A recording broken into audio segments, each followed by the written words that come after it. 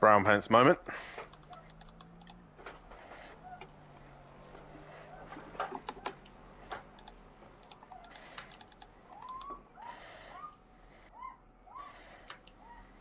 The fuck is she squealing at? Let's play me in.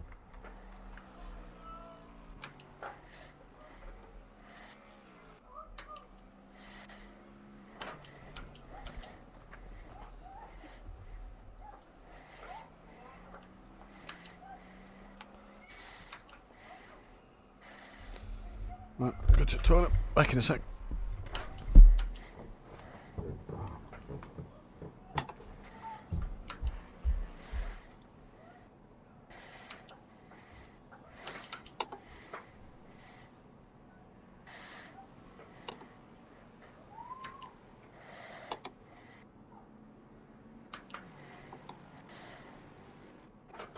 I'm on my outlap, Daz. Let us know if I'm in your way. Okay. Should be alright here, but...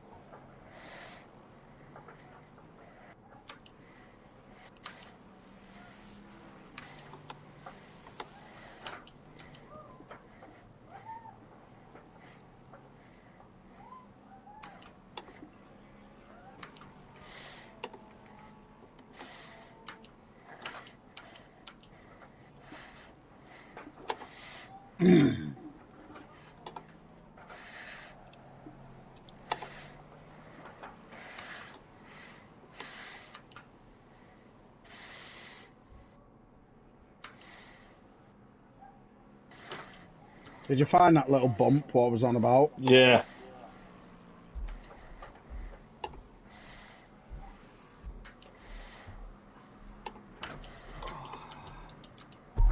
I'm back, I'll make a coffee, then go in there with Phil. Just want a drink. What track is it? Sunday, Daz? Nürburgring? Yeah. Yeah. You're driving Aston again? Yeah. Nice. Phil likes the Aston.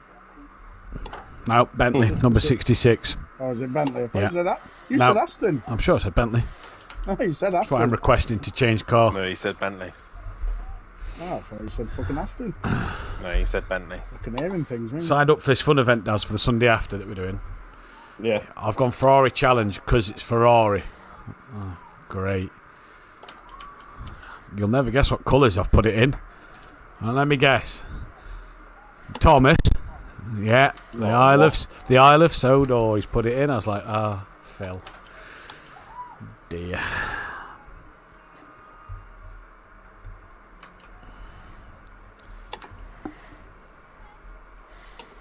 That Lexus looks good over the curbs. Fuck. It's just hitting him and not moving.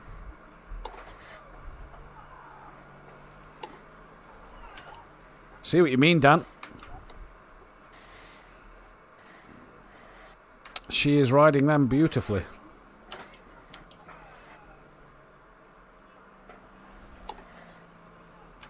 It's not moving on him.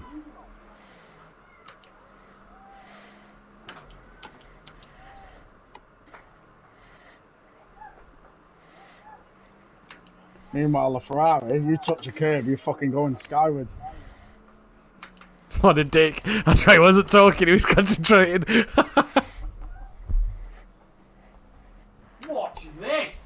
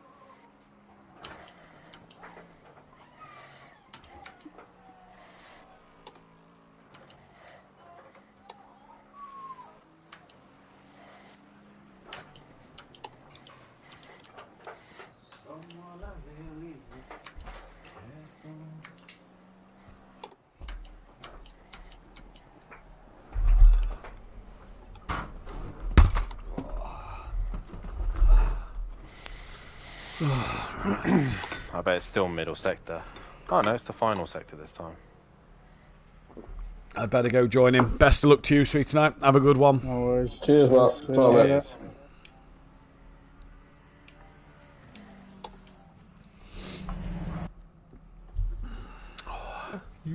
Coffee made. We had. Let's go. I had more than just a wee. I needed a shit.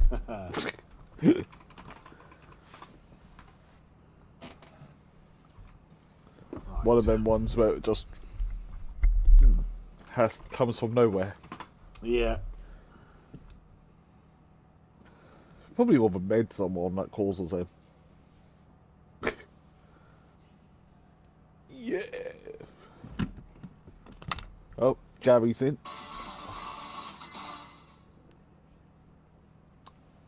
Oh, you ready? Right. Are we ready?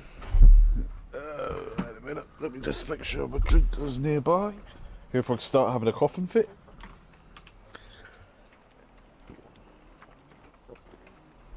Have a swig. Have a burp. Don't get the swearing out. Fuck shit bollocks. Here we go.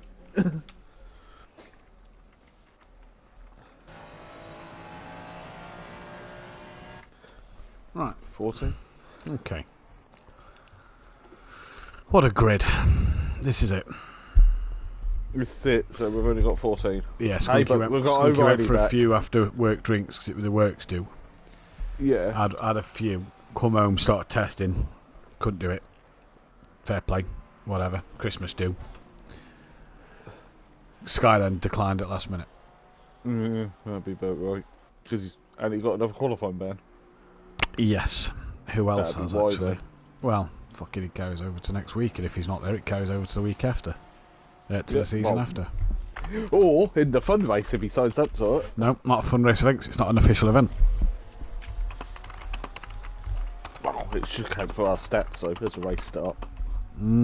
I'll speak about it, but no. Plus, don't forget, the fun event's not GT3s, so it's only in Pro, isn't it, that he's got the quali ban. So that's true. They're not linked together anymore.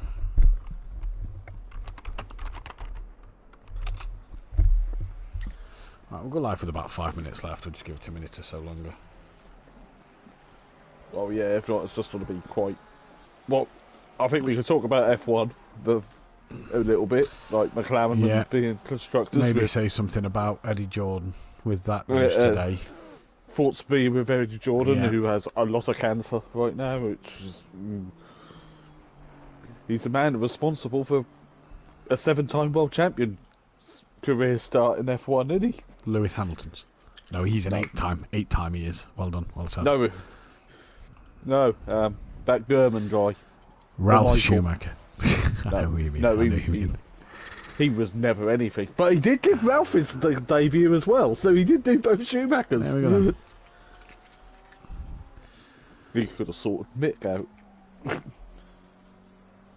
With the team that is now Aston Martin.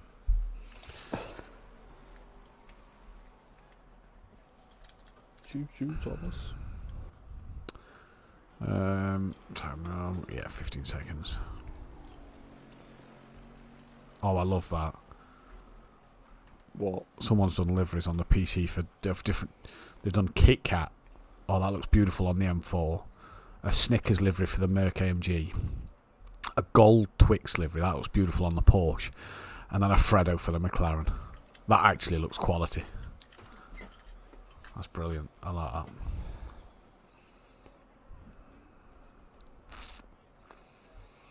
Right. What? Okay.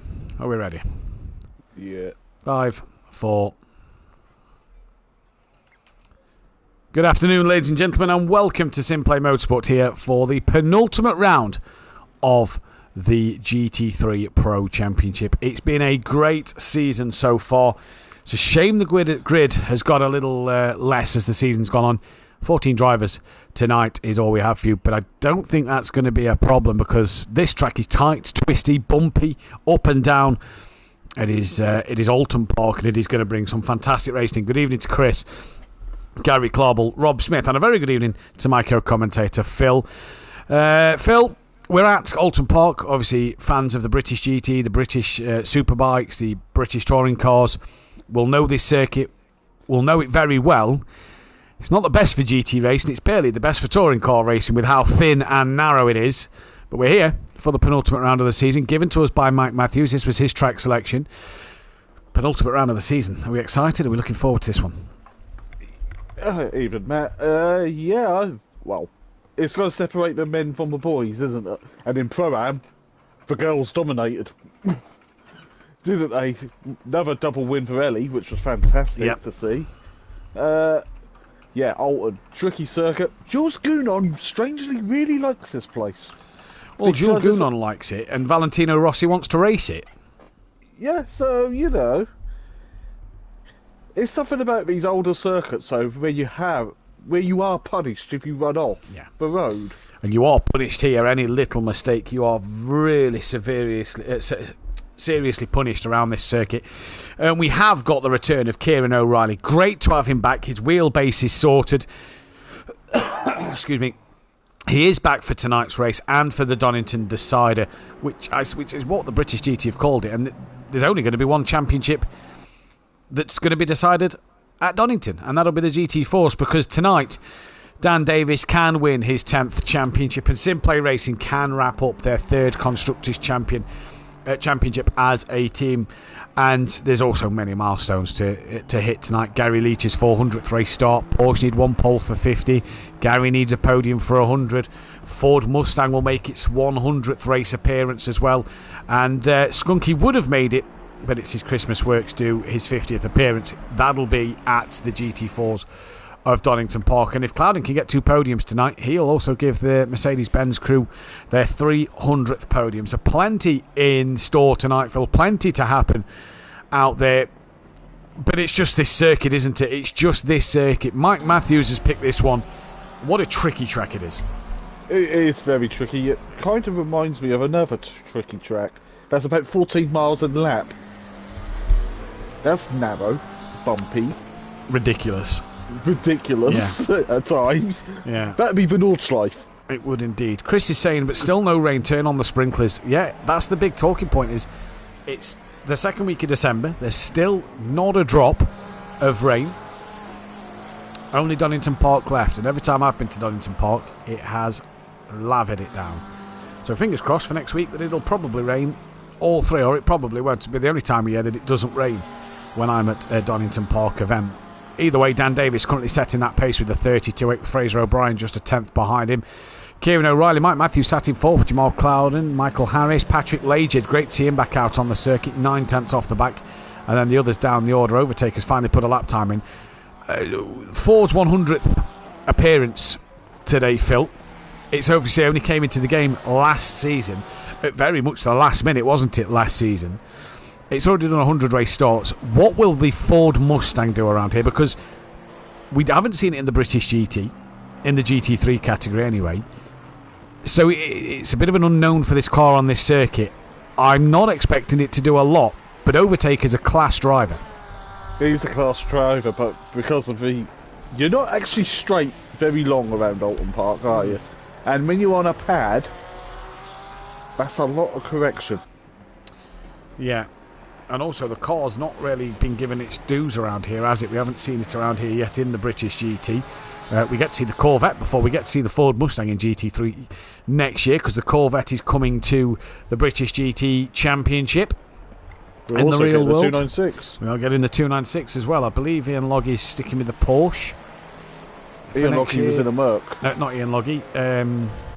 Yeah, Scottish bloke. Normally wins the championship, was in a Merc, then changed to Porsche halfway through the season. Can't remember his name. Old, got the bald head beard. Is Ian Loggie? But he was in the Merc most of the season. No, yeah, they changed at the back half of the season after they couldn't win it. Went to a 992. Yeah, either way. I'm going to Google that, because I'm going to try and make sure that I am right. Yeah, I would check that, because I'm sure he was in the Merc on the Donington Decider when I watched the live stream. No, because it wasn't at Donington for the final round, it was Brands Hatch. Yeah, Ian Loggie was driving the Porsche at the end of the season. It is Ian Loggie I'm on about. But then again, who does the GT Open series we have? Two over C's here went into the Porsche, looking for Brand's British GT round and learning about the 2025 weapon. So the Porsche, the 992, will stick around for that. And yeah, he was at it. He was in the Merc, but then changed to the Porsche halfway through the season. After 2Cs couldn't win it, so it's going to be interesting to see. The cars seem wide, or the track is narrow, not much to overtake without contact, like Monaco F1. That's how we describe this track, really. It is the F1, the Monaco of the normal circuits here, Phil, isn't it? It is, yeah. Even Hungaroring's wider than here. When we go there, or even Zandvoort, believe it or not, even though it's the old Zandvoort. Yeah, I don't know. It is the old Zandvoort, so it has been widened since it was put in the game and banked, hasn't it? Well, there is all 14 cars on the grid. A few flashing lights from Overtaker and Gary and Ben. They're all giving us a flash. Jamal Cloudon's now at it. It's like they're flashing down the order on the grid. Matt Wright's missed a start. Dan Davis. Matt Wright is sorting his kids out.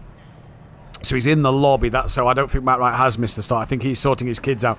That then will change what is the grid order that we have provided to you every week of the championship. Round 21 and 22 of the season, the reverse grid order then sees Fraser O'Brien alongside Patrick Leger, both race winners this season, with Paolo from Kieran O'Reilly, another race winner, on the grid. Row 3 is Pedro Viana and Jamal Cloudon.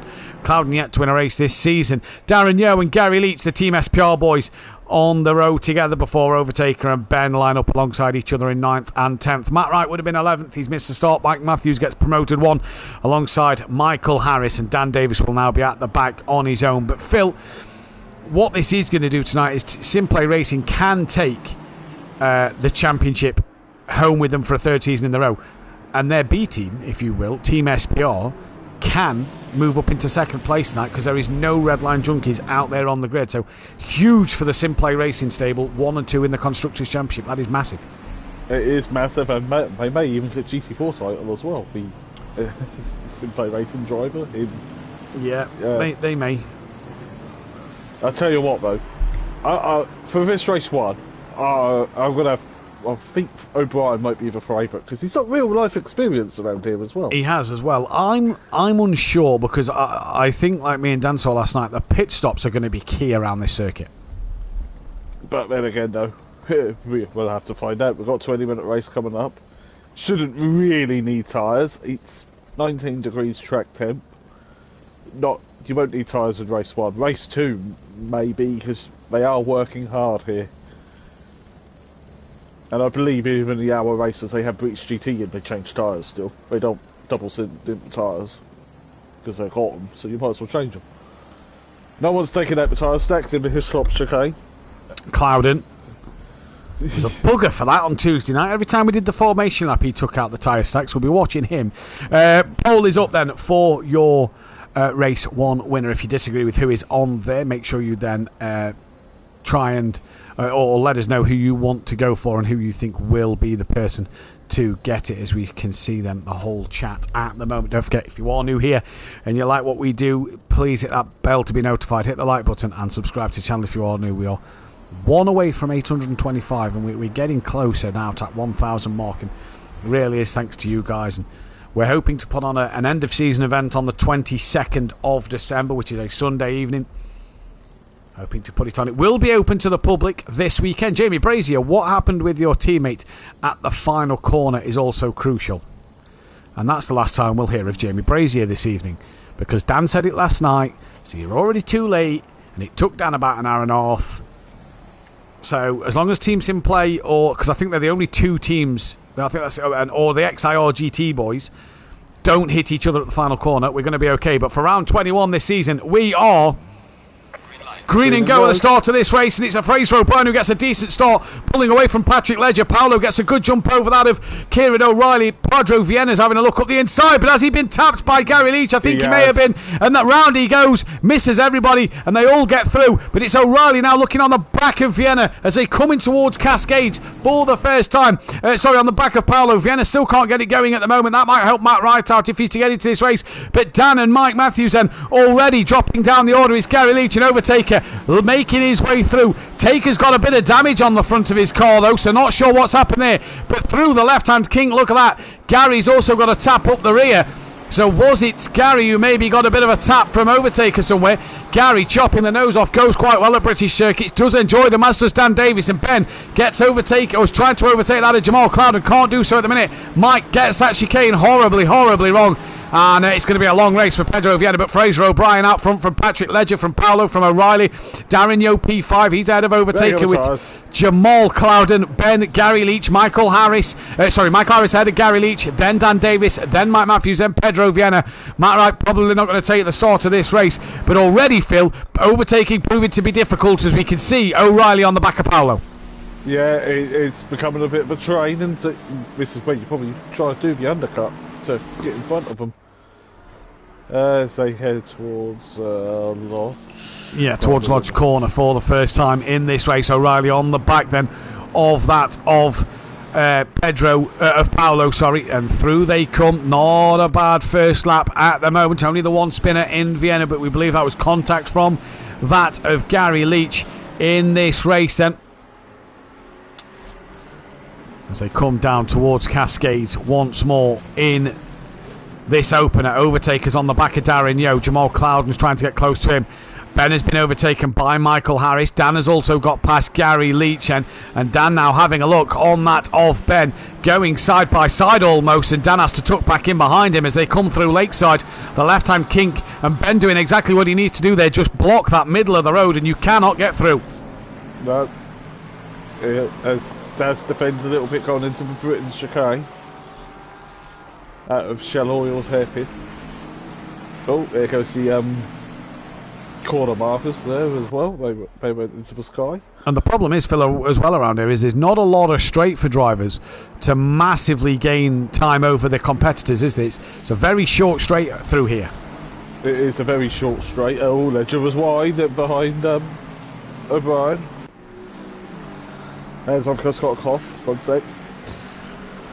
So at the moment, O'Reilly's still stuck behind. Overtaker still stuck behind. He's got Clouden coming for company. Ben and Dan Davis having a cracking fight. This is on board with Dan Davis. You can see Ben just in front, little wide through Druids here just for momentarily.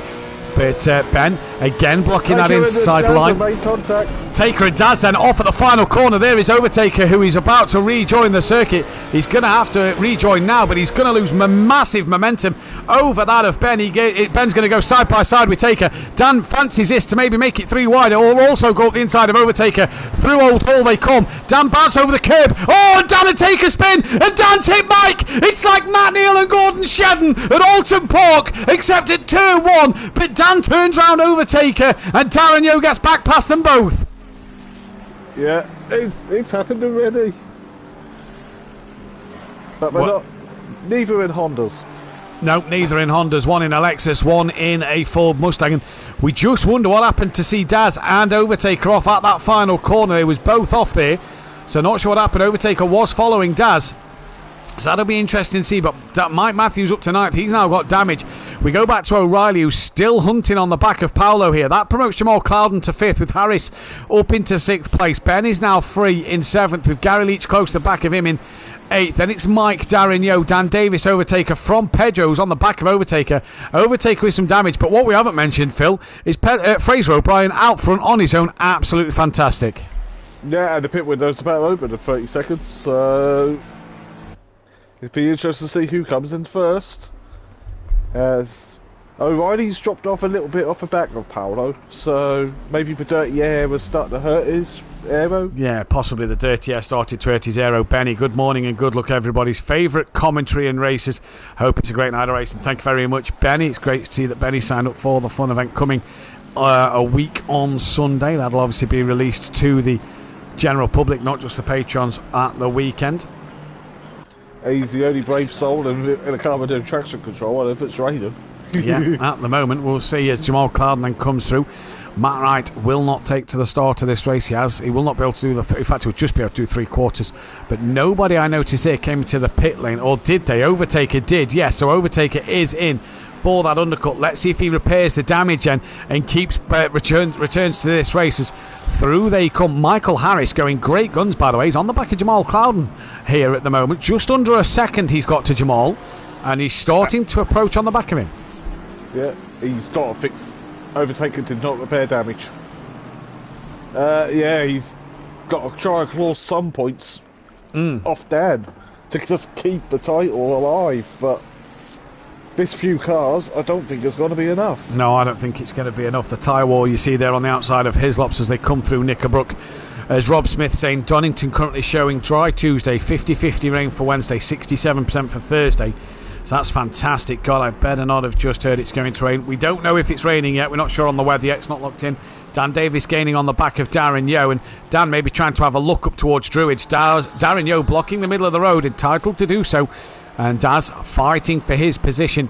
You just wonder what damage Mike Matthews might have as Dan all over the curb there, running a little wide at the exit of Druids, and that there pinged up a track warning. But Overtaker, like you say, did not repair the damage. He had a lot of damage on that Ford Mustang. Gary in. So you just wonder what undercut might happen here. Darren Yeo's going to pick. Gary Leach is in the pits, and Michael Harris then continues on his way. He is now right up the rear of Jamal Cloud, and this is on board with Michael Harris. A bit of a wiggle for Jamal through Cascades. That's going to be costing him the chance to get on the power sooner rather than later, as we go to O'Reilly as well. He's within half a second of Paolo through Lakeside towards Shell Oils. The top two PN have just checked out at the moment. They have, yeah. This is some GT4 yesterday, but I'm all over again, isn't it? With Pretty the top much, two yeah. picking up. And ironically, the car leader is also a Ferrari. It's also a Ferrari. Pedro Viana is also in the pits. Darren Yeo has done. Gary Leach did not do the mandatory pit stop. Oh, Gary, what have you done? So he's ruined his race there. He's not done that mandatory stop. He has ruined his chance of a race win, and that is a shame for him, or a good result, should we say, at least in this one. That is a shame for Gary Leach. But either way, Can we face Palm now or later? No. yeah, Oh, pretty much. Gary. So Darren Yeo and Overtaker done. Pedro Vienna's in the pits for a while. He's yet to return to the track, and he's leaving the pit lane now. I can see his dot. Oh no, I thought his dot was moving. It's not. It's still stationary at the moment. Still stationary. But he's gone green, so he can be away. So is Yeah, that there a goes. retirement for the race? Fraser O'Brien leads. Michael Harris going to look for the undercut. He's going to box now. So Michael Harris comes in. Mike Matthews has been gaining on Ben, but Mike Matthews is now going to call for the pit lane. Look how quick Mike's coming in. He's coming in pretty quick, gets it stopped and slowed down. Dan Davis carries on his way. Gary Leach has got to pit again, but it is O'Reilly and Paolo, the fight that we're wanting to watch at the moment. McLaren versus Aston. And Ledger's not that far up the road either. No, he's not. As Jamie's saying, it wouldn't be a Donny without a bit of rain. 100%, Jamie, could not agree with you more. Ledger And isn't sliding a... down the hill and dropping the chips, yeah? That's Gary, not Jamie. Ledger's not a million miles away, like you say. Mike Matthews has done his stop. Gary's back into the pit lane. And Darren Yeo is just ahead of Overtaker by a couple of seconds. Vienna, I think that's a retirement from this race, if I'm going to be honest with you, because he's still in the pit lane. And he's just not moving yet. But O'Reilly and Paolo, this is the closest fight on the circuit at the moment between these two. And Paolo doing a great job. And I don't think we've got to worry about as fewer cars on the grid tonight, because Alto Part's going to provide the drama for us. Yeah. What would be nice right now is a rain shower. Now. Go on. Maybe now. It'd be nice if they had a little bit of rain. Right, so half of field have pitted. O'Brien carries on his way. Ledger has pulled the trigger and he's coming in.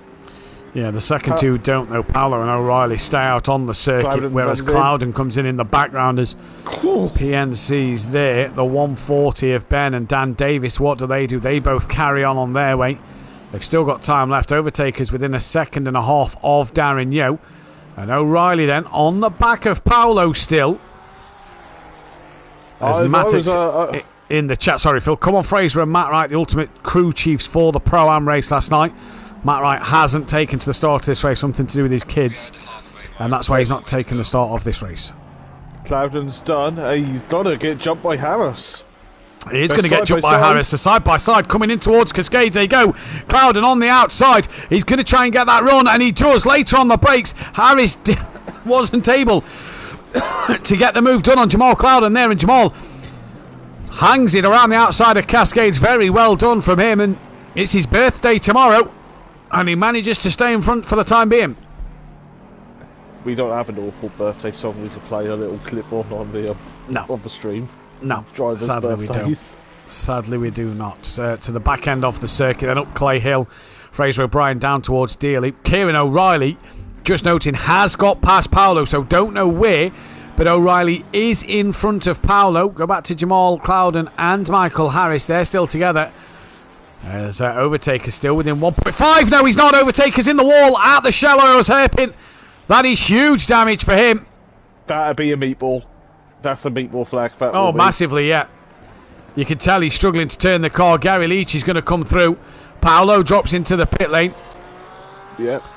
So Overtaker's going to try and keep it on the track here, but he just can't. Look, he just can't turn it. And Gary Leach sails past. So Overtaker in some strife already. The problem is, as well, as he's trying to keep this car going, it's not a wide circuit. Fraser O'Brien's coming around to put a lap on him. No, it ain't a wide circuit at all, is it? That reminds me a bit of Bathurst when I've been the Jag on the last... in the 4-hour race. Or the Jag binned me, I think. That's more of a phrase. Someone's shot through the chicane, by the way. The polystyrene's gone. Yeah, I think Overtaker's had to cut the chicane just to try and keep going, because he is up towards Druids. He's got some speed, but he's just turning right doesn't seem to be the problem. It won't turn left, Phil. It would be a very good NASCAR, wouldn't it? If it can't turn left. Well, unless they did the circuits backwards. But here comes Fraser O'Brien. Overtaker pulls to that off the racing line. In fact, he's on the grass now. It's turned that much. It's gone onto the grass. And he moves right out the way. Does not want to get in the way. Does not want a penalty or anything for blocking the traffic. But Fraser O'Brien probably could do one more lap here. And he's not. He's going to pull the trigger now. Kieran O'Reilly. He's been released from Paolo. Patrick Ledger still ahead of Paolo. Dan Davis is on the back of Ben. These two could also go one more lap. So it's going to be interesting to see what these two do. Overtaker drives round into the pits.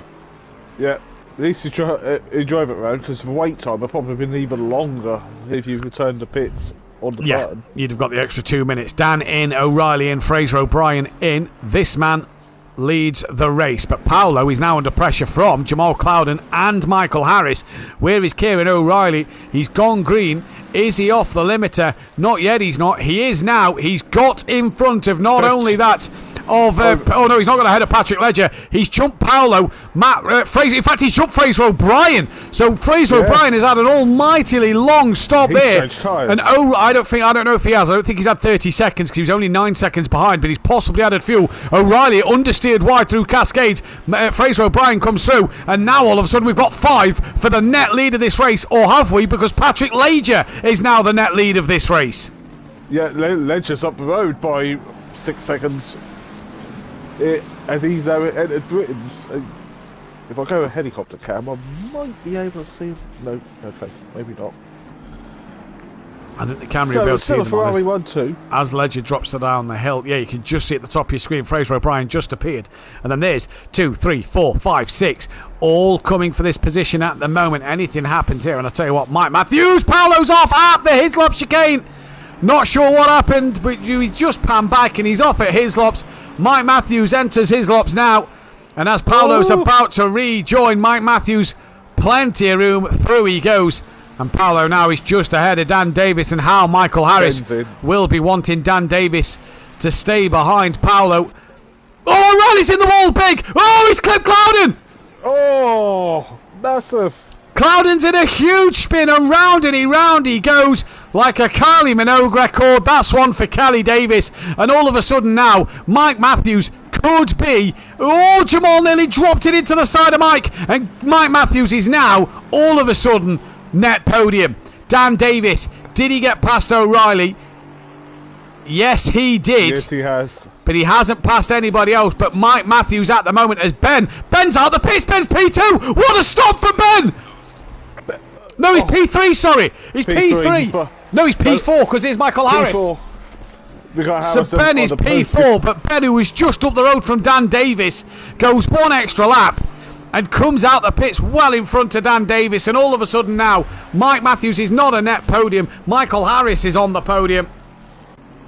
Mike is on the podium.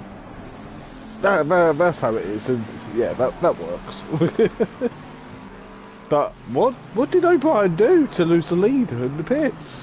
Not sure what O'Brien did to lose the lead in the pits, but Or- by 5 seconds. The undercut for Ledger. I don't think so, because Ben's just overcut Dan. Yeah, but Dan might have repaired a bit of his damage what he had as well. Possibly so. Depends on how the car was feeling. We'll never know at the moment. But it's Patrick Ledger who leads away from Fraser O'Brien, who is second from Michael Harris. Then it's Ben. Then back to Mike, who's got Jamal and Paolo pretty close, and Dan Davis isn't far away. No. Big gap back to Darren Yo. Overtaker's back out on the circuit, and he's got O'Reilly, who he's just, as he not know, he overtakes a lap down to O'Reilly, but O'Reilly's still going on at this moment. But back to the Mike and Jamal Cloudon battle. Vienna, that is a DNF and will probably be a qualifying ban for next week, going into the final race at Donington Park. It would be. O'Reilly's got a hell of a lot of damage. He's trying to stick it out. But I don't think he's going to lose anything, because Overtaker's got to do another full lap for him to lose that position. So I don't think he's going to lose a massive amount at the moment. Dan's all over the back of Paolo at the moment. This is looking back from Paolo then. On Dan Davis. Through Island Bend they go. Oh, Dan just understeering a little wide. Nearly got a tyre on the grass there. That could have been catastrophic for him in terms of his fight with Paolo. there's still a bit of damage on the side of Dan's car. Yeah, so Hunter repaired his damage, and you know, Ben just got the overcut on Dan. Oh, Paolo's wide through the Britain chicane. Dan Davis, thank you mama for the carrots. Not going to have an easier overtake to make than that. And Dan Davis moves up the order, and will we be crowning Dan Davis champion tonight in this first race?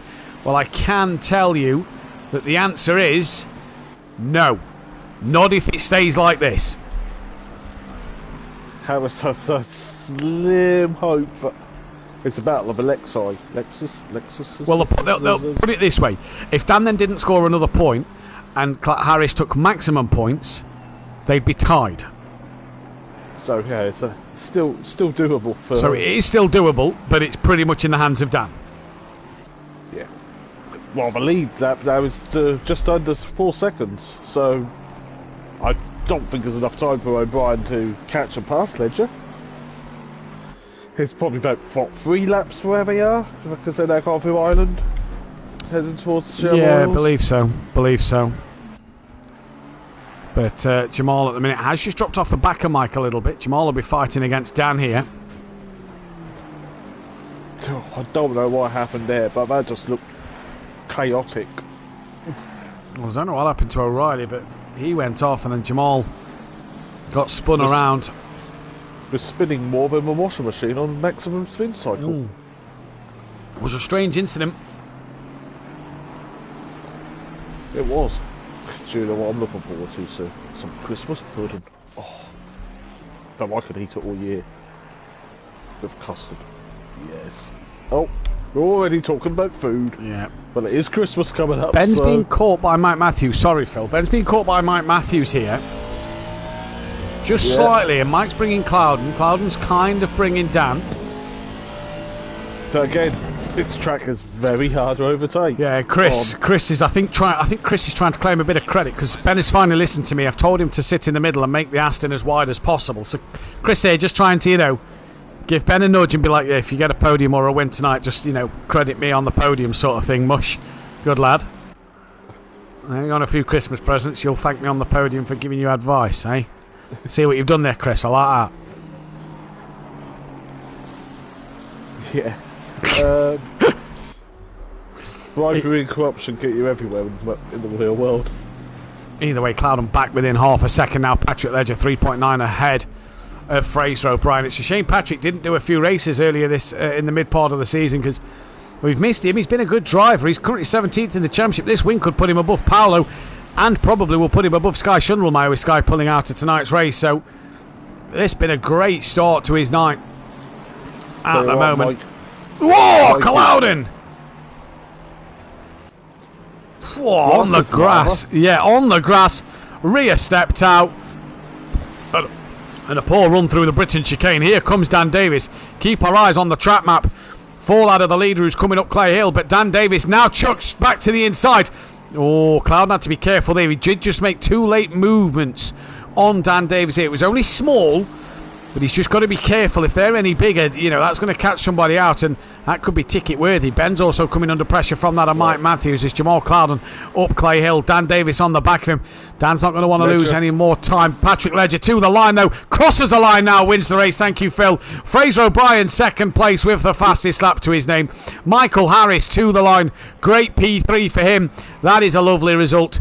Ben to the line. He's going to hang on in there for a P4 in this race. A flash of the lights for Ben, crossing the line with Mike Matthews from Jamal Clouden and then Dan Davis. Paolo had the mistake at Hislop's all on his own in P8. Darren Yeo, not sure what happened to Darren Yeo in this race, and he was off with overtakers somewhere. Not sure what happened to him, but he's going to cross the line for P9. Gary Leach, P10, didn't do his pit stop, and that's why he's so far back. No, he's double pitted, hasn't he? As Gary, and he also nudged Vienna on race start and gone through on Hall. Yeah.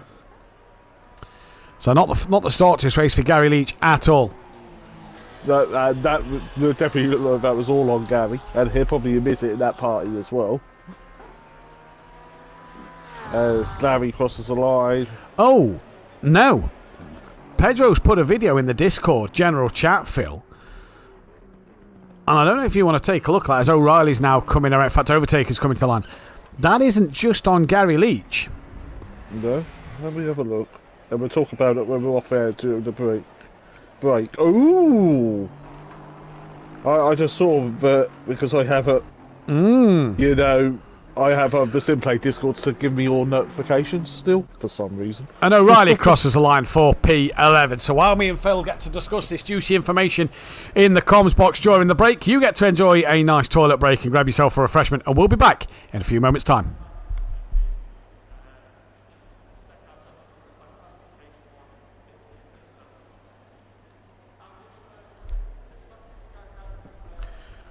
Oh! Daz hits Gary. Overtaker hit Gary, and Gary hits... No, Vienna. Overtake... I don't know if that... I don't know... I think that's on Daz hitting Gary and Gary into Vienna. But look at Overtaker. Overtaker just tapped that's... But on that part of the car, it would have spun Daz. I don't think that's Overtaker. Look where Overtaker doesn't push Daz forward. He taps him on the rear... In fact, no, he's halfway alongside him. That's Daz braking later. Yeah, and murdered his own teammate nearly.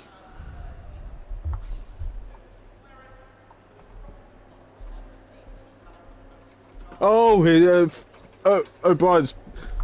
Hang on, okay, you are in a Ferrari. Back in a sec, I'm just going to jump into that chat and see what happened.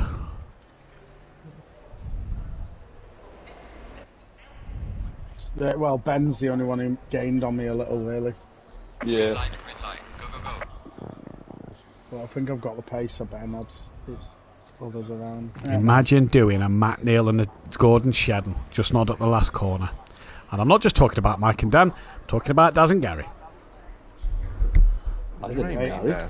Turn one. You might want to watch Overtaker. Taking it, me into Gary. Ah.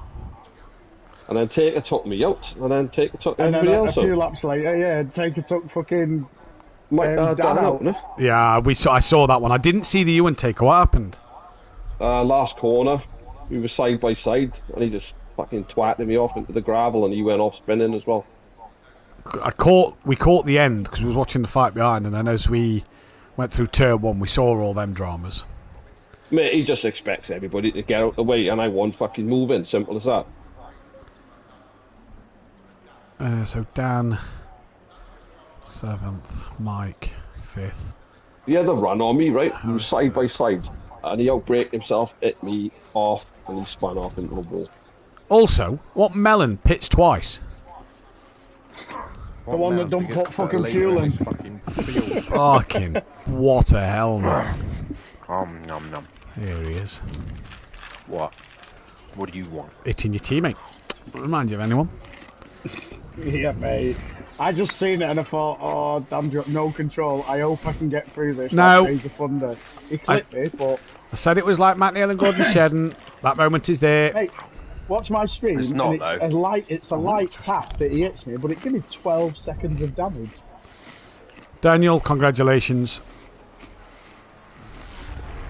Not one yet, has Right. he? Yep, it's done. Oh, wait, so Ah. he hadn't. He hadn't before getting past Paolo. Ah, right. Well done, Dan. Let me just double check I put the results in right. Dan we won yet? 7th. Michael Yeah, Harris well done, 3rd. Sweat. Yes, congratulations. Thanks, baby cakes. Yay, we won. Well Now, done. Mike, did you listen to Pro Am last night? No. You did Wow. not. I stand a question.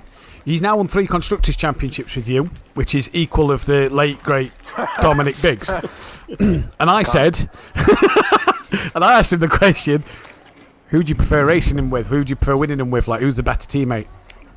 Biggs. There's only one answer, mate. You're the cleanest driver at SimPlay Motorsport.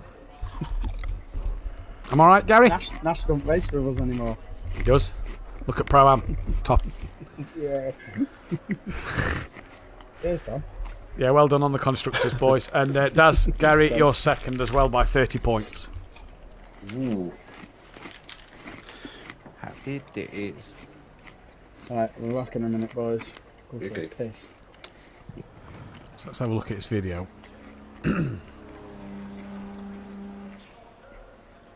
Which one? The one that Vienna's put in. Oh, is Taker's tap enough to send you into Gary then? Yeah. I can just catapult me straight into it. 14 cars, and yet there'll be more tickets tonight for Pro than there will be for fucking Pro Am you watch. I'd love to see how many take I get. Well, He hit me to him. How many Hit you put me to in? Gary. Then he hit me on the last corner, sent me off, and he went off himself. And then he hit Dan. What's the matter with him? He's nice. She gone to sleep now?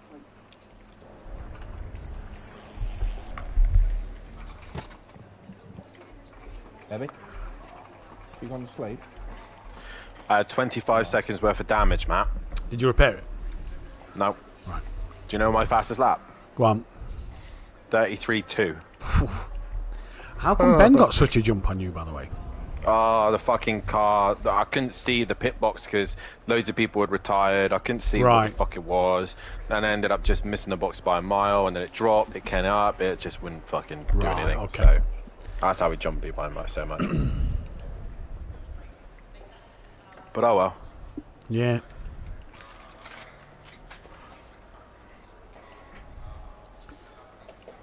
Gary, your 400th race this one, mate.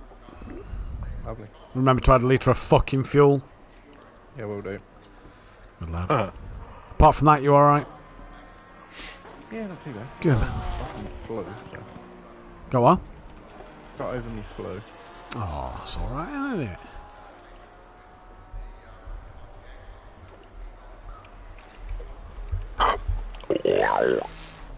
Excuse me.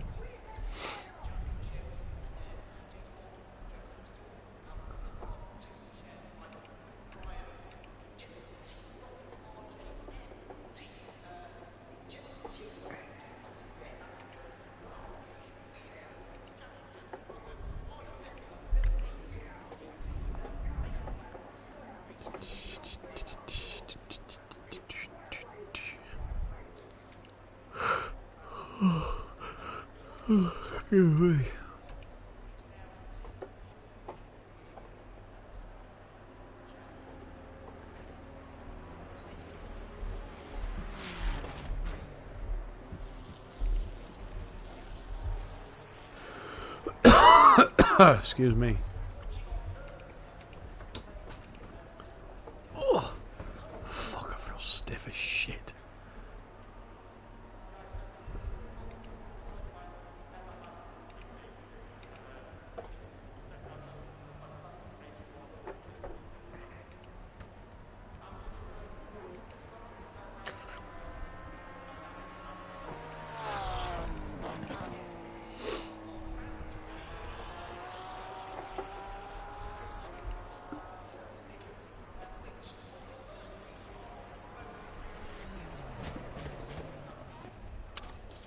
I'm back.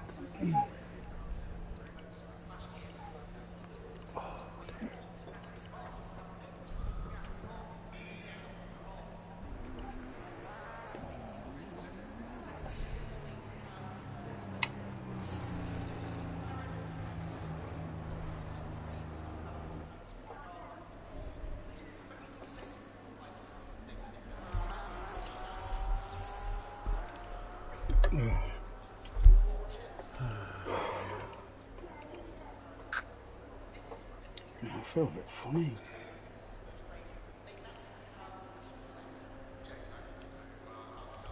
See, all the F1 Lego Mike's been set to pre-order on Smith's Toy Store now. Oh, is it? Beginning of March. Have you got the big comes out. collection though? Which one? The Nigel Mansell? You get all. Oh, I've not F1 seen. No, ones. I've not seen that. They've just got them all individually. The speed ones.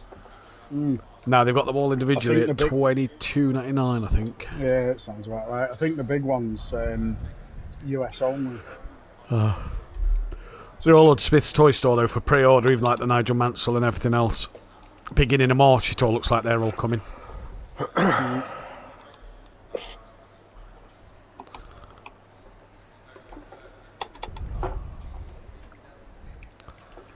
Right, let's go back in there. Best of luck, chaps, again. Dan, boys, you two, congratulations on the titles. Well done. Yeah, well done, Sweats. Fuck. Thanks, Gary. That 4 means years, a lot from you. 4 years ago, Gary, you was a sweat. Let's not forget Well that, done, yeah? too. Well, never Gary, have sweat, you been will on the team server yet? I? No, I haven't actually. Yeah, you might want to pop on it. See you later. Green light, go, go, go. Daz said that the Overtaker tap was harder than it looks on that Yeah. video. An Yeah. Overtaker hit him 2 more times as well, apparently. Yeah. Dan's out on tracks. Let's go on board. The first car, right? Championship's done. Done. Yeah, both of them. Not enough cars, is there? To If Dan finished behind Paolo, it would have all been okay. But Dan's not. Dan got past Paolo, so you go back on forms like just as Dan's about to start to fly that, yeah. that's what I'm going to do. I'm going to wait till he sort of comes towards the start of his flyer to mention it. But both titles done. SPR up to 2nd, Gary and Daz now up to 8th and 9th. Cloudon's gone above Machado as well. Feel sorry for Clouden. He hasn't had a teammate for most of the season, has he? No, but at the same time I don't, because of the car he's picked. So I'm sitting there whining about how bad your season's been. End of the day, you picked the car. You know. Anyone else could chose the Lexus? Oh, I think Bentley still could be quite not competitive even as that well. though, dude. You know, Cloudon could have easily have stayed in that McLaren. Yeah. Yeah. If he stayed in that McLaren, I reckon he'd be fighting for the title. Yeah, or the Aston, to be fair, 'cause he's pretty quick in the Aston as well, isn't he? Yeah. Right. Welcome back then, ladies and gentlemen, to SimPlay Motorsport. Congratulations to the man we are on board with. Dan Davis becomes a 10-time champion at SimPlay Motorsport. He is number 1 once again, and he's now done it in a front-engine car as well as a mid-engine car. He's only got one car left to do it in, and that is the Porsche, which is the only rear engine car on the grid. He is your champion as he starts his flying lap. And a massive congratulations to his teammates that we can drop back to as well. Mike Matthews and him are 3 times Constructors winners. They have wrapped up both championships in the first race. So a massive congratulations to the pair of them. Michael Harris is still second place ahead of Mike Matthews, with Ben up into P4 now. Skunky is down to 5th with Overtaker 6th. Matt Wright 7th with Gary Leach, Darren Yeo and Jamal Clouden rounding out the top 10.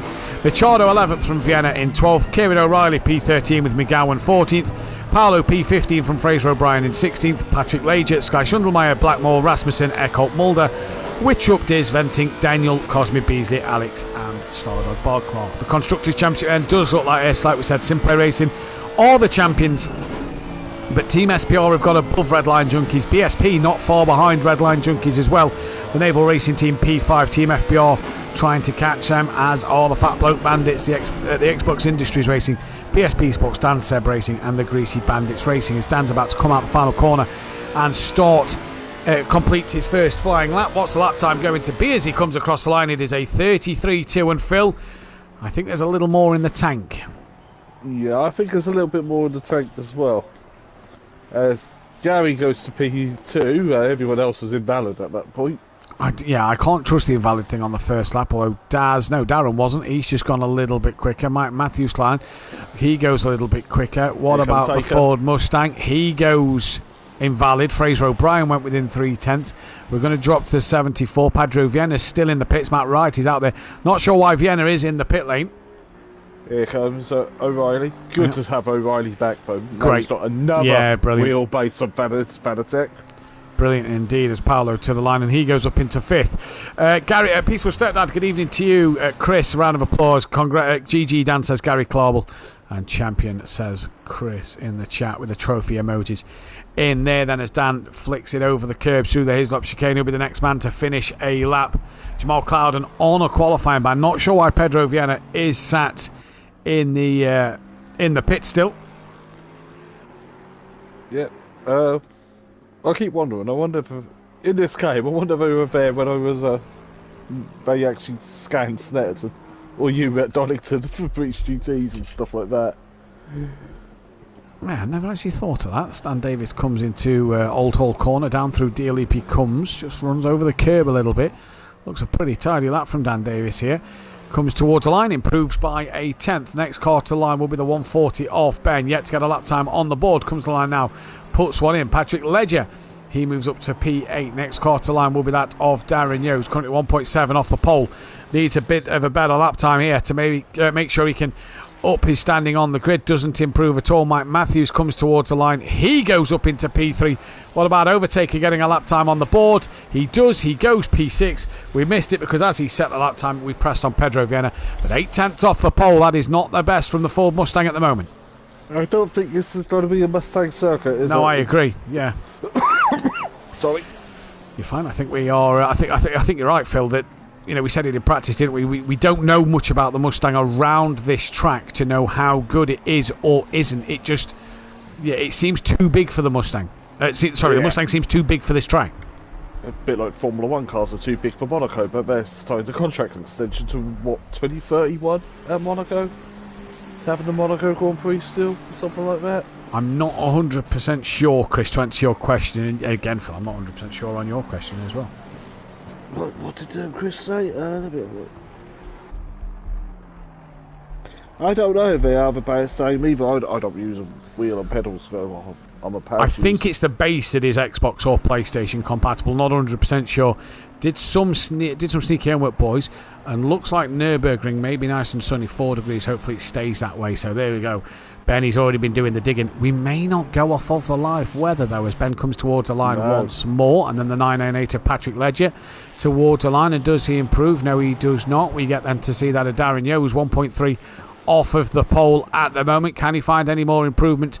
At the moment, round the final corner he comes. He does. He improves up to P9. What about Overtaker then towards the line? He is going to come and stays down in 7th place. Fraser O'Brien now tops the timing screens with a 33 dead. Yep. Hello. Here we go. O'Brien, who he pulled in the pits, and he obviously had the 2022 Ferrari pit crew from Formula 1 because he didn't do nothing. Yeah. Well, I mean... At least they're sorted out this year, Ferrari have. Yeah. Well, they have to. They've got to have Lewis Hamilton next season. So, he won't stand for much, will he? No, he won't be taking none of that, I'm sure. But it's going to be an interesting one as Paolo then comes down towards Cascades, just waiting for some drivers to finish a lap at the moment. Next one on a valid lap is the 998 of Ledger. We didn't see much of him in race 1, and he took the race victory yet again, Phil, and it was a good race for him.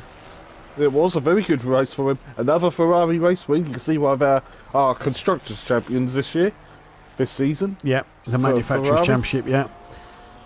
There's been a few of them, but not just as there's been a few of them, they've been good. The drivers that's been in them have been very good. And what is it, Giannetta's still second with all the Giannettas we have in GT4? I believe so. Yeah, Ginetta also second, from Porsche now a third, because we've had a few BMWs that haven't raced much at the back end of this season. Here comes Patrick Ledger to the line. Next one will be Overtaker. Patrick Ledger improves up to P8. Saying yes, so it's Ferrari, Ginetta, Porsche, BMW, Mercedes, McLaren, Aston Martin, Alpine, Lexus, Lamborghini, Ford, Honda, Nissan, Bentley down the bottom. Obviously, Sutton's only done a couple of weeks. Here comes Overtaker to the line. Finds an improvement, goes P4. What about Michael Harris? Only 11th for Harris at the moment. Seems to have good pace in the first race. Comes the line now. Goes quicker than Dan Davis and splits him and Fraser O'Brien to put Alexis back up into second place. Yeah, and he's bailing on and put his fresh set of boots on the car and... About halfway through the session. So, yeah, he's got just under half a session, hasn't he, to fresh set of boots. Yeah. Maybe take a bit of fuel out of the car. As Paolo goes 9th. Top 10, by the way, 9/10 of a second. Darren Yeo and Gary Leach just outside that time. Next one on a valid lap is Dan Davis, so we'll go to him. But yeah, it's been a... You know, we saw last year that we've had a lot of McLarens. I think we've had just as many Ferraris as we had McLarens last year. There's been a lot of them. Too many for me to have a count up, but there's been a lot of Ferraris like there was McLarens last year. But it's nice to see, though, that Ferrari's at the top this time. Ginetta are up there just based on the GT4s. Again, a lot of them. Porsche up there this time. Again, maybe you could put that down to its GT4 success. Well, we're here with Will Friedman. Yeah, well, no, not just with Will Friedman. There's a few more of them, isn't there, in Porsches? Dan Davis flashing the lights. Does this mean good things? No, it does. Yes, it does. It's a 32.5. 4/10 quicker. Hello, says the 10-time champ. And goodbye qualifying, says Dan Davis. That could be another pole. What can Darren Yeo do now? But that is a stonking lap from Dan Davis there as Darren Yeo moves up to P9. Yeah, I think Dan was flashing his lights to warn me because he knew he was up. Probably, yeah. Probably so, but what a lap time that is from Dan. The 10-time champ, a 32.5. Absolutely fantastic. If it rains, yeah, I know you did it for payback for my track choice. Well, if we don't have rain at Donington Park, I like Benny's track choice. Stand Benny's track choice. His second option wasn't as good either.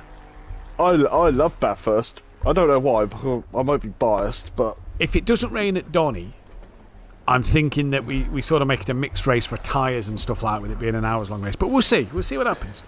Mike Matthews I'm now. Fine. I'm in the Ferrari. I've got traction control. Yeah, I'm in the Ferrari as well with you. Mike Matthews up to P5. In fact, we could probably post that tomorrow morning. Do we call him Lewis Davis or Dan Hamilton? No. We already know. It's Dan Collard. Rob Smith, you have a lot to learn, my friend. It's Ricky Davis or Dan Collard. Yeah. And if you want to call KLF something, it's Rob Davis or Kelly Collard. Simple as. Because they are the Collards of SimPlay Motorsport, except Dan has turned it into a load of championships. Once again, Jamie Brazier knows the score. Look, Ricky Davis in the chat. Patrick Ledger doesn't improve on his lap time. Overtaker's coming towards the line. This looks like a preparation lap. The next car on a lap is the 135. That is Matt Wright, who we get to see for the first time tonight. But what a lap from Dan, though, there. That is incredible. That was an incredible lap. He was flashing his lights so to warn me that it was like, Phil, take your headset off. He's about to deafen you again. O'Brien did improve, though. He has improved. He's got it down towards 0.3 of a second, so he's trying to come. We're watching Fraser O'Brien now. Matt Wright come towards the line. See what he can do. And he goes P7. Next car on a valid lap is the 74 of O'Reilly, who's 7/10 off at the moment. See, the Aston would have scored more if O'Reilly's wheelbase hadn't had as many problems, because he's missed a few races due to that. You know, we've had a lot of BMWs not here this season. Well, we had Aston Martin's lock out the podiums in GT4, didn't we? Exactly. On race 1. That's what I mean. As O'Reilly moves up into 3rd place, half a second off the back of Dan Davis now, so time's just coming down a little bit. Ben's P10 at the moment.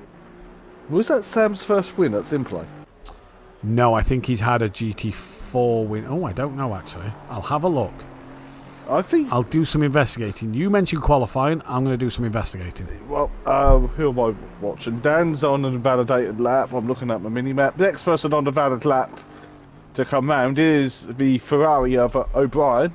Who... That was Sam's second win. He had one previously this year in the GT4s. So both of his are in GT4s. Yep, both this season as well. As Gary Leach to the line. Improves. P9 finds 0.8 of a second. Overtakers now to the line. He doesn't find anything. Fraser O'Brien 0.3 off the ball. Finds 0.07. That's what he finds. Dan's still going. If I was Dan, I'd have put that up in the garage. But Dan is still going. Next person on the valid lap, though, according to the blue dot, Dan didn't approve. Yeah, Jamie Rob Smith, I think he's caught from Cornwall as well. So he's not going to have any of that Ginsters pasty, being a proper Cornish pasty. Nonsense. Although it's not nonsense. As Mike's coming towards the final corner. Nice. They don't taste nice, to be honest. Especially when you're at a BTCC event and when Tom Ingram was sponsored by them, and you got the girls giving it away for free. James was like loving that. James was loving that. Oh, Jammy boy, if you remember back a few races ago, made his debut on commentary on the pros. He was loving the attention he was getting with his little Tom Ingram hat, getting all the free Ginsters. There's Ben Bales on his lap time. There's Jamal, who cannot so qualify. Much Ginsters that day. There's Paolo, who's in front of him, though. That is the 34 of Harris. Harris quietly snuck up to half a second off the back of Dan. He has, yeah. So he's finding pace in the Lexus. Finds a bit more, finds another 10th. Yeah, he moves up another position. What does Paolo do? He moves up to... he stays P10, sorry. Lexus Ledger. Now here comes Overtaker. What has Overtaker got? I just clicked on Mike. Michael Harris is done. Overtaker goes ahead. Fraser O'Brien doesn't chip anything away this time. Dan Davis still going. Oh, get ready with the headphones, Phil. Yeah, just in case. He's not flashing his lights, but he's got one more lap to do after this. Doesn't find any more time. The 135 of Matt Wright, can he find any more time? No, he is done for qualifying. 74 of O'Reilly. Next car to finish. Dan's invalidated, it says, so it's not going to matter, Phil. No, my hearing will thank you. As O'Reilly well, you can't really call that final corner, can you? Because start-finish line's on a corner. No, O'Reilly's done. He's bailed. Yeah, Bales on his lap. So the next man on the lap is the 81 of Paolo, and then it's Overtaker, 47. That is O'Brien, who says he's on an invalid lap, as it does for Dan. So I just wonder how much they are on invalid laps.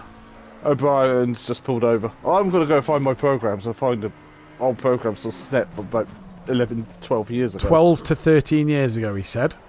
So what's that, 2012, 2011?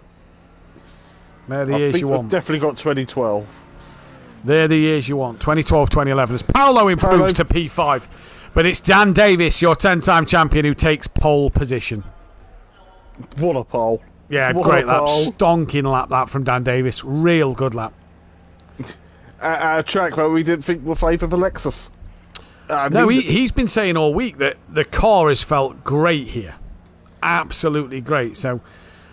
And he said he surprised himself at how good the car's felt. He didn't expect the car to feel this good around here. It's probably because it could ride the curbs, can't it? Well, he's been saying he's been struggling with the curbs. So I think that's what surprised him the most, is that factor, Phil. Paolo 5th, that's a good qualifying for him as well, by the way. Really good qualifying for lone McLaren here in Pro. No one actually used the McLaren in GT4s, did they?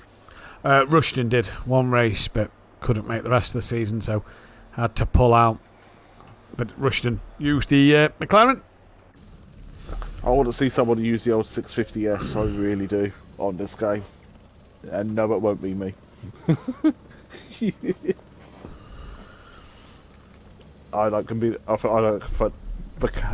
horse to pull the cart, not push it, as Enzo Ferrari said once. And then the mid-engine revolution started for Formula 1.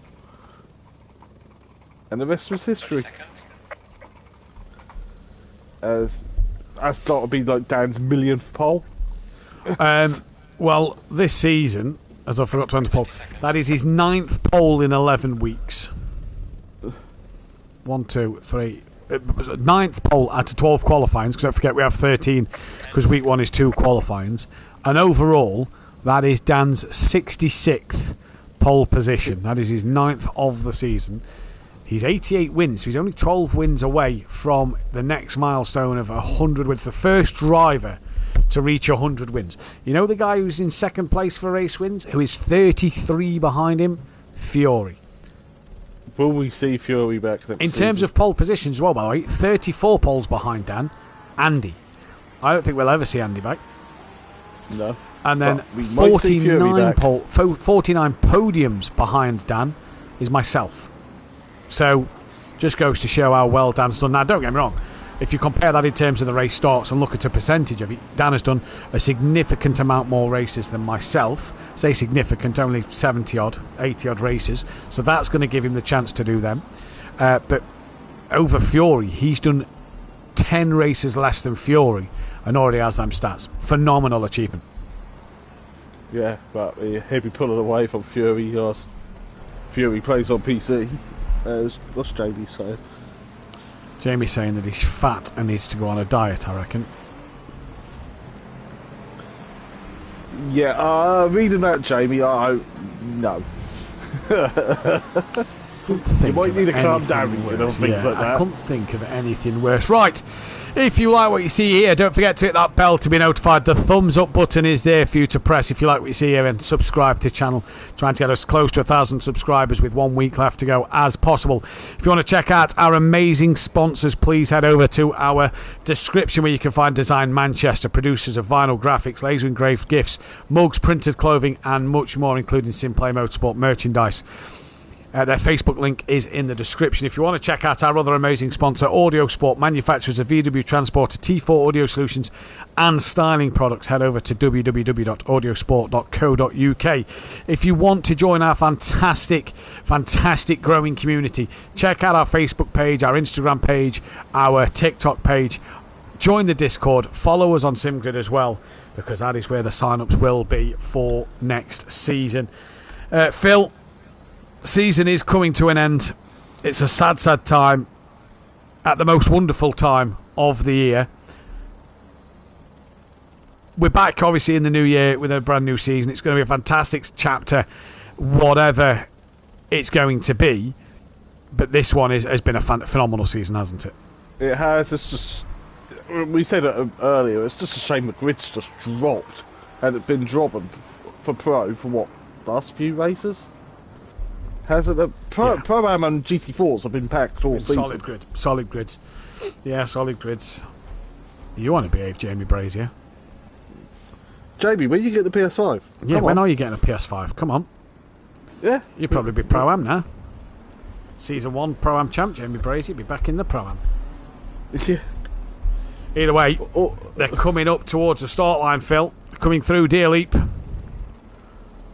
Yeah, I think it's going to be close between O'Brien and Dan, isn't it, for the race win? Yeah, O'Brien's got ahead of Dan at the start here, so this could be crucial. Hopefully O'Brien's not out of position. Overtaker is out of position. It's a drive-through penalty at the start for Overtaker. He's pushed his chances with that a few times this season and has been done for that one a couple of times, as Dan and O'Brien going side by side through Lodge, now into Cascades. O'Brien takes the lead from Dan. Great bit of fighting from the pair of them there, as they both go a little bit wide. Does this allow Michael Harris through? Clouden and Darren Yeo are off in the background. Can see Darren Yeo parked up in the background as well. They are both off And through comes O'Brien and Dan Davis and Michael Harris. Then Kieran O'Reilly, Overtaker, Paolo, Mike Matthews, Matt Wright, Patrick Ledger, Ben, then Gary Leach, Pedro Vienna, Jamal Clouden and Darren Yeo down at the back of the pack already in this first race. Jamal obviously served his qualifying ban, so not sure what happened there. But O'Brien, great start. Dan gave him just enough room on the exit of turn 1. Yeah, O'Brien defending into the Hislop chicane though, already. God, what's it? Was it last season or the season before where Dan Lloyd season before when he was in the Accelerate car. He was big incident through there. That was horrible. It was a huge smash there in the touring cars, but Dan now got Harris behind him in the Lexus. Kieran O'Reilly's coming under pressure from Overtaker, but we know Overtaker has got to pit for that drive-through penalty. It's not a long pit lane here, which means the drive-through penalty isn't a big one, but it's enough that Overtaker should probably, depends actually, because of Jamal and Daz, drop to the back of the pack. But O'Brien already starting to just pull away. You wonder if he's lighter on fuel than Dan Davis as Overtaker straight in for that stop-go penalty. Through goes Paolo and Mike Matthews, Matt Wright, everybody comes flying through, even Pedro Vienna.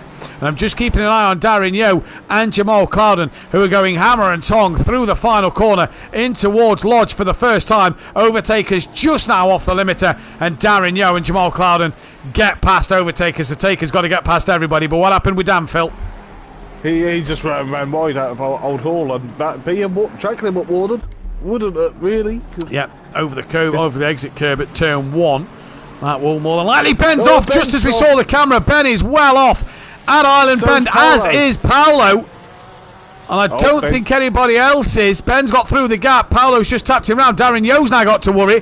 Pedro Vienna's involved as well. There's Darren Yeo. Darren Yeo's been tagged by a rejoining Paolo. Overtaker's got to try and get through this. Taker's past Jamal Clouden, and Taker is side by side with Paolo into the chicane. Paolo nearly into the back of Ben. Rejoins the track side by side with Ben now, and they somehow get away with that. And Clouden's now dropped to the back of the pack. He's going to try and pass Paolo as well. But a lot of chaos fell down the bottom end of the field.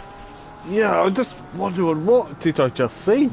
With some of them rejoins even. Yeah, was a little crazy. Dan Davis out front, by the way, back on Fraser O'Brien. Sorry, Phil. Yeah, it was just, what were them rejoins?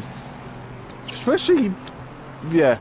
Okay, I won't be surprised about going to Stewart's room. Yeah, I reckon there's going to be a few tickets put in tonight, that's for sure, as they all come through then to complete the second lap. Dan Davis there, you see, just keeps in the track limit this time, starting to pull away from Michael Harris. Mike Matthews now coming under pressure from that of Matt Wright as they come through Old Hall corner. Back down to Overtaker though, so he's got past Jamal and past Paolo. That's exactly what he'd have needed, Phil, is to get past cars quickly in this race, because the longer you're stuck behind the traffic here, the more you're going to lose out to the front runners. Yeah, but Gary's on no man's land already on his own. Yeah, he is massively as well, and this is only lap 2 of this race. He might have had Paolo and Ben nearby him, but they went to the shadow realm. Yeah, possibly so. We don't know what happened there, but Clouden giving Taker a bit of a flash end coming through Island Bend, and Ben doing exactly what he needs to. Car, middle of road, do not let that Mustang, which is a pretty beefy car, come through. Yeah, drive the widest Aston in the world. I think you in the Valkyrie, actually, the hypercar. It's just so easy to defend around here. Even in the GT4s, I found Tuesday night that when I was behind McGowan did such a good job parking it in the middle of the road. I was in to Clouden, I did the same thing to Clouden. You just can brake middle of the road, turn it in, get it stopped. Darren Yeo's on a bit of a comeback. He's trying to catch Pedro Vienna, who is having his own Dan moment. looking around the outside. He's having a look around the outside, tries to get the cutback, but Fraser O'Brien wise enough to that one there. Then Dan has a little twitch on the curb, and Fraser O'Brien at the minute. This is the bonus with track experience, real track experience for O'Brien. He's going to know exactly where to place that Ferrari, Phil. Yeah, but okay, driving a Porsche Super Cup car is a bit different than driving a Ferrari. 100%, it's completely different, but it's that knowledge of where to place the car. Yeah, where to park it on the apex and Plato down. Basically, it's just a Plato down, so you can't get past. That is it. Get the better exit and try and get as far ahead as you possibly can. Pit stops are going to be interesting to see who's running what fuel. Pedro Vienna's got Darren Yeo gaining on the back of him, while Overtaker still trying to get onto the back of Ben. He's possibly lost a little bit of time actually to Ben through Old Hall. Paolo's not a million miles away, but Pedro Vienna tried to pull away from Darren Yeo and gain onto Gary Leach, who is literally in the middle of nowhere, while Dan and Michael Harris Gary's on the grass. back within a In second. Britain. So Gary's through the grass on his own. He's under no pressure and he's on the grass. But Dan half a second to O'Brien. Harris within a second of Dan. So gap starting to close. Dan mounting a bit of a challenge now on O'Brien. Can O'Brien withstand this for the length of this race? Oh, yeah, well, will Dan go for an undercut to try and jump him? It's two things, isn't it? Can O'Brien withstand this pressure for this amount of time in the race? Can Dan provide this pressure for the entirety of this race? Yeah, because it's hard work around here. But a good job it's not 14 mile a lap. Yeah, exactly. Down in towards Old Hall Corner. Once again, Dan Davis just patiently waits on the back of O'Brien, who runs a little wide. That'll possibly be a track warning penalty. O'Reilly's lost time to Mike Matthews here, Phil. Mike Matthews within 0.6 of a second. He is, yeah. I wish I was this quick. Ledger as well, by the way, 9/10 off the back of Matt Wright, so he's closing. Gary's closed up a bit. Big gap then back to Vienna. Darren Yeo's lost a bit of time. He's got Ben and Taker within a second. Jamal's just over a second from Taker, and Paolo is gaining on Jamal as well. And here comes Overtaker, and he's really starting to put pressure on. As Dan's having a look, and talk us through it, Phil. He had a look coming out with Shell Oils into Britain's, but O'Brien knew where to put his Ferrari to stop the pass. It's a simple thing at the minute, isn't it? That seems to be the theme of today. Let's look back from Ben's rear wing. And there is that big Ford Mustang behind. Oh, O'Brien and Dan are holding each other up because Harris is on them. Massively, yeah, massively they are. You can see that time come down. How Taker, by the way, hasn't just nearly hit the back of Ben, tapped the back of Ben. I don't know. He got very, very close. Mike Matthews and O'Reilly will be trying to gain on the top four here to make the top three a top five. Dan has a little wiggle on the exit of Druids in the dirty area. That Ferrari has a look on the Ferrari, but pulls back into the line of stern. O'Brien from Dan from Harris, with Mike Matthews just a little bit further back then. And Dan being a 10-time champ, he'll be loving this fight. I know for a fact Dan will be enjoying this challenge at the moment, as O'Brien has a moment out of Lodge Court, out of Old Hall Corner, side by side towards Cascades. Dan Davis is through on the grass a little bit, nudges O'Brien off, and Harris is going to come through, and Harris takes the lead of this race, and O'Brien has to tuck back in behind Mike Matthews, and I think Dan is yielding that time. I think Dan braked a little bit or clipped a little bit of the grass, and that's what sent him straight on a little bit. Yeah, Dan settled the car into O'Brien's Ferrari, and but he gave him the place back. He did indeed. Lost 4. That was Dan's. By the way, that was Dan's third podium at Alton Park, and Patrick Ledger's obviously first race with at Alton Park. And lost out to Mike. So Mike Matthews now has got past as well. Michael Harris here is in a position, Phil, where he could maybe just start to pull away. Yeah, O'Brien's.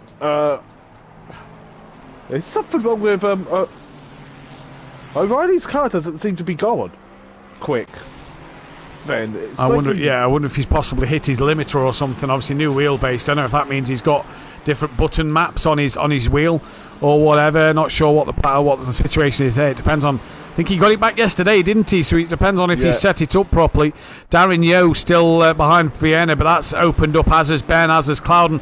Take us to the back of the pack again, by the way. So not sure what has happened there, but Paolo has got past him, and Paolo's still within 0.6 of Jamal. Yeah, Paolo's driving well, apart from whatever happened with him and Ben. Oh, Ledger going up the inside of Matt Wright. That's a lovely move. Matt Wright hit a bump, I think. I don't think they actually made contact. He's hit a bump. He's backwards and round. And Gary Leach, well, he's just going to pick him off as Matt Wright can't get the car facing the right way. Pedro Vienna's going to come through. Darren Yeo's going to come through. Ben is going to come through. Jamal Clouden's very, very wide. Oh, he's into Paolo! He's lost it on the grass and he's into Paolo. An overtaker now has to avoid. And that then is Jamal Clouden, who just made the mistake by running wide over the curb, and you saw the rear step out big time into the side. I don't think there was a lot Clouden could have done there to not put that into Paolo. I think Clouden, was just trying to save his own car from spinning. Yeah, and here comes Taker's having a look into the hairpin. Yeah, you're just not going to do it there. You've got to get the run coming out through Island Bend, and he didn't get alongside, nowhere near, so it was never going to happen there for Overtaker at the island, the Shell Oils hairpin then. But Matt Wright's dropped down the order. Paolo's now got damage, and we were just saying how good a race he was having. Dan still on the back of O'Brien. We did. Yeah. Dan still on the back of O'Brien here. Harris. His rear wing's point. Whose?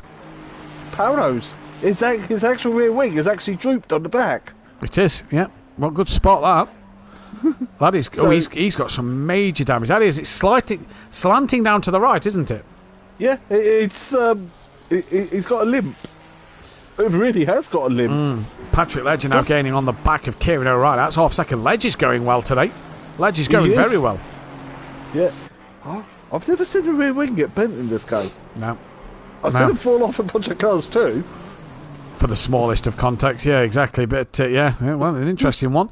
So there's Harris, there's Mike, there's Matt, there's Fraser O'Brien, there's Dan Davis, there's Kieran O'Reilly and Patrick Ledger.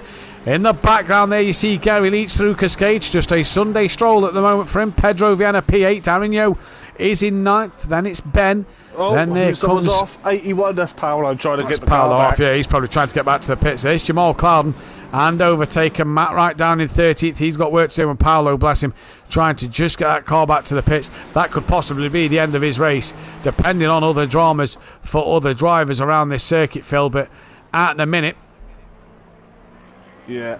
And no, Jamie, instead of spending too much on pastries, when are you actually getting a PS5? Because we'd love to see you back out there on the track. Or Series S. Yeah. Cheaper. A lot cheaper. Well, then again, though, original PS5s are probably quite cheap now, because with Sony bringing out the Pro. There we go, Jamie. There we go. Get yourself a PS5. Or Series S. There's Dan's right on the back of O'Brien again. Yeah, but the bonus if Jamie buys a PS5, we'd get ACC for the free upgrade, wouldn't he? So he would add most of the DLC and be able to buy the ones that's PS5 only. Exactly. PS5 version of the F1 games, let's not talk about them. No, we're not going to mention the F1 games. So Michael Harris has got Mike. Mike's just gained 3/10 over the last lap on Harris. Mike couldn't be on for an outright race win. Yeah, it is less than a second. Mike could not be on for a race win here, could he? He's on his home circuit that he picked. He's now within half a second of Michael Harris. Dan's half a second to that of Fraser O'Brien. Ledger's just over half a second. Big gap back to Gary. Pedro's gaining on Gary a little bit. Little bit, it's 4.5 seconds. 3.5 seconds, not a 3, Phil. Harris kicked up a little bit of dirt coming through Britain's. Yeah. And Mike's, I think that's a bit closer than the 4/10 it was saying a moment ago, you know. Mike looks racy today. Oh, he's closer now. Harris has a bit of a twitch. Jamie's going to look in the new year. There we go. Jamie could be coming back. It'd be great to have you back, Jamie. Even if it's just to do comms.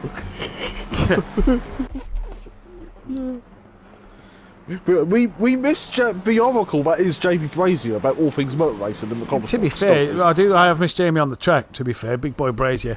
You know, he's still up there on some of the stats. What a driver he is! It's Mike Matthews! Ooh, I thought he was going to plough into the back of Harris, and he wasn't even that deep through the final corner, was he? No, but for Ferrari, my bad. 1 sec. I love winter bugs. Yeah. Yeah, you've got to love them. You've got to love them. But Mom, I know the Ferrari's probably got better brakes than a Lexus, but that was close. Paolo's still circulating. He's back out the pits. He's repaired his car. He's doing what he needs to do, yeah. And now Clouden's down to... Sorry, Phil. Paolo's doing what he needs to. Completely agree with what you're saying. But Jamal Clouden, sorry, is down to 13th place. Now, we've actually just been joined by my nephew in the commentary box here, who is... so if you do hear any strange noises... it's Axel. It is Axel, who is 5 years of age and is non-verbally autistic. He's getting there. Words are coming out. But we don't want to go on Overtaker if Axel is watching, because when he says black car, it sounds like he's calling somebody a W. Oh, Clouden's around again in the background. I've just noticed one. Yeah. For his stop chicane. Yeah. So that Merc's got to get scrapped into. It's 2 more races. I think it's gotta so. Be set yeah. on fire. Every week he sort of like gets tweet about it, but we don't know what damage it's got, and how did Taker get past him? We know Taker's been in a few incidents today. By the way, top 4. Look at that. 9 tenths, 7 tenths, 6 tenths. Yeah, it's closing up again, isn't it? It is closing up, an absolute treat. Little wiggle from we'll Mike. have to see. Yeah, Harris just started to now put that throttle back down. Mike wants to get on with this because O'Brien and Dan are coming, and if Mike wants to start to pull away, he needs that car between them. Yeah, Ledger's on the back of O'Reilly.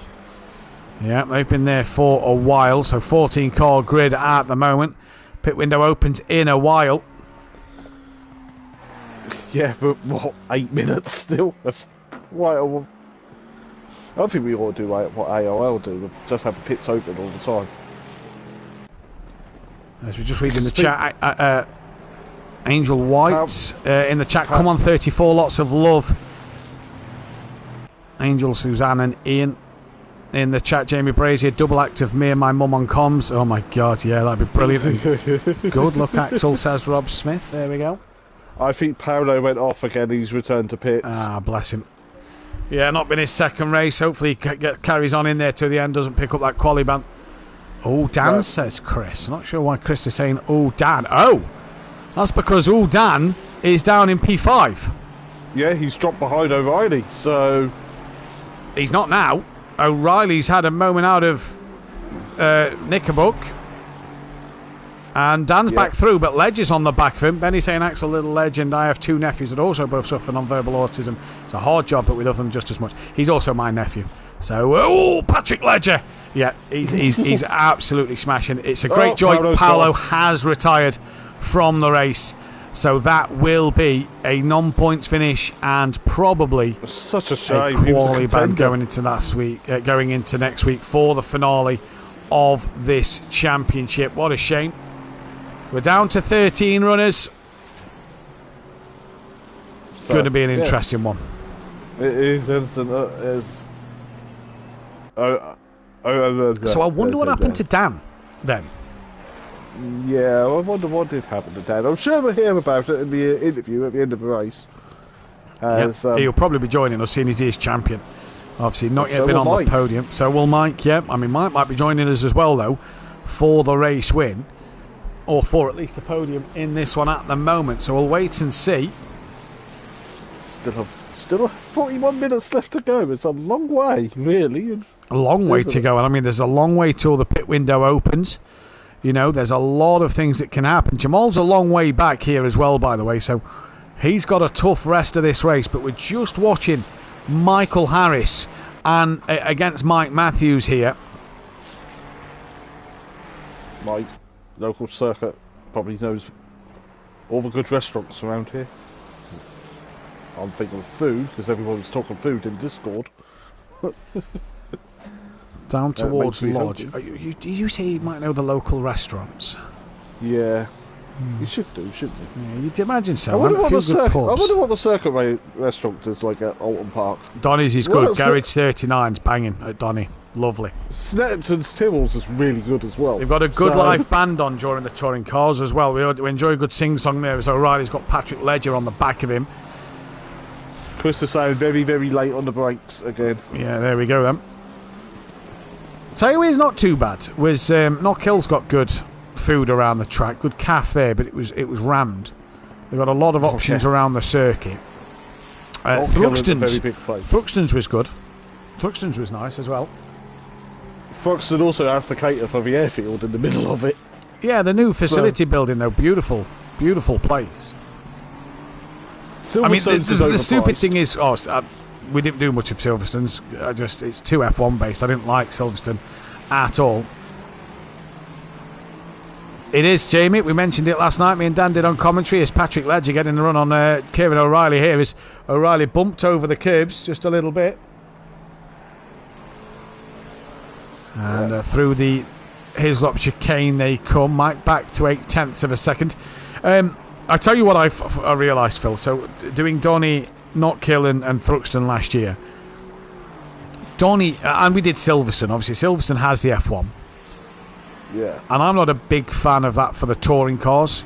You don't feel like it's a proper, a good touring car event. You're not close section. Donny, brilliant. I love Donny, home circuit. But then when you compare them two to Knockhill and Thruxton, oh my. You get pretty close at Snet as well. You can go. I'm not talking in terms of close to like the paddock or the track action. I'm talking like the facilities of like the garages. Yeah. The garages, really? The garage at Thruxton, they are so old and small. It looks like it's one that's attached to your semi-detached house. Oh, Dan's off again. Dan's out. Dan is struggling here. The king of British circuits, having a nightmare of it today. Then, and O'Reilly just not close enough at the moment. Dan holds on to P4 with that fastest lap. Yeah. When I went to Mallory Park, first thing I said to my dad was like, well, these facilities remind me of Snetterton 30 years ago. Yeah. Donington Park looked like a Grand Prix circuit compared to Knockhill and Thruxton with its facilities. But do you know what? Still brilliant circuits. Takes nothing away from the action. Thruxton is fantastic. It's now one of my favourites. I think it's brilliant.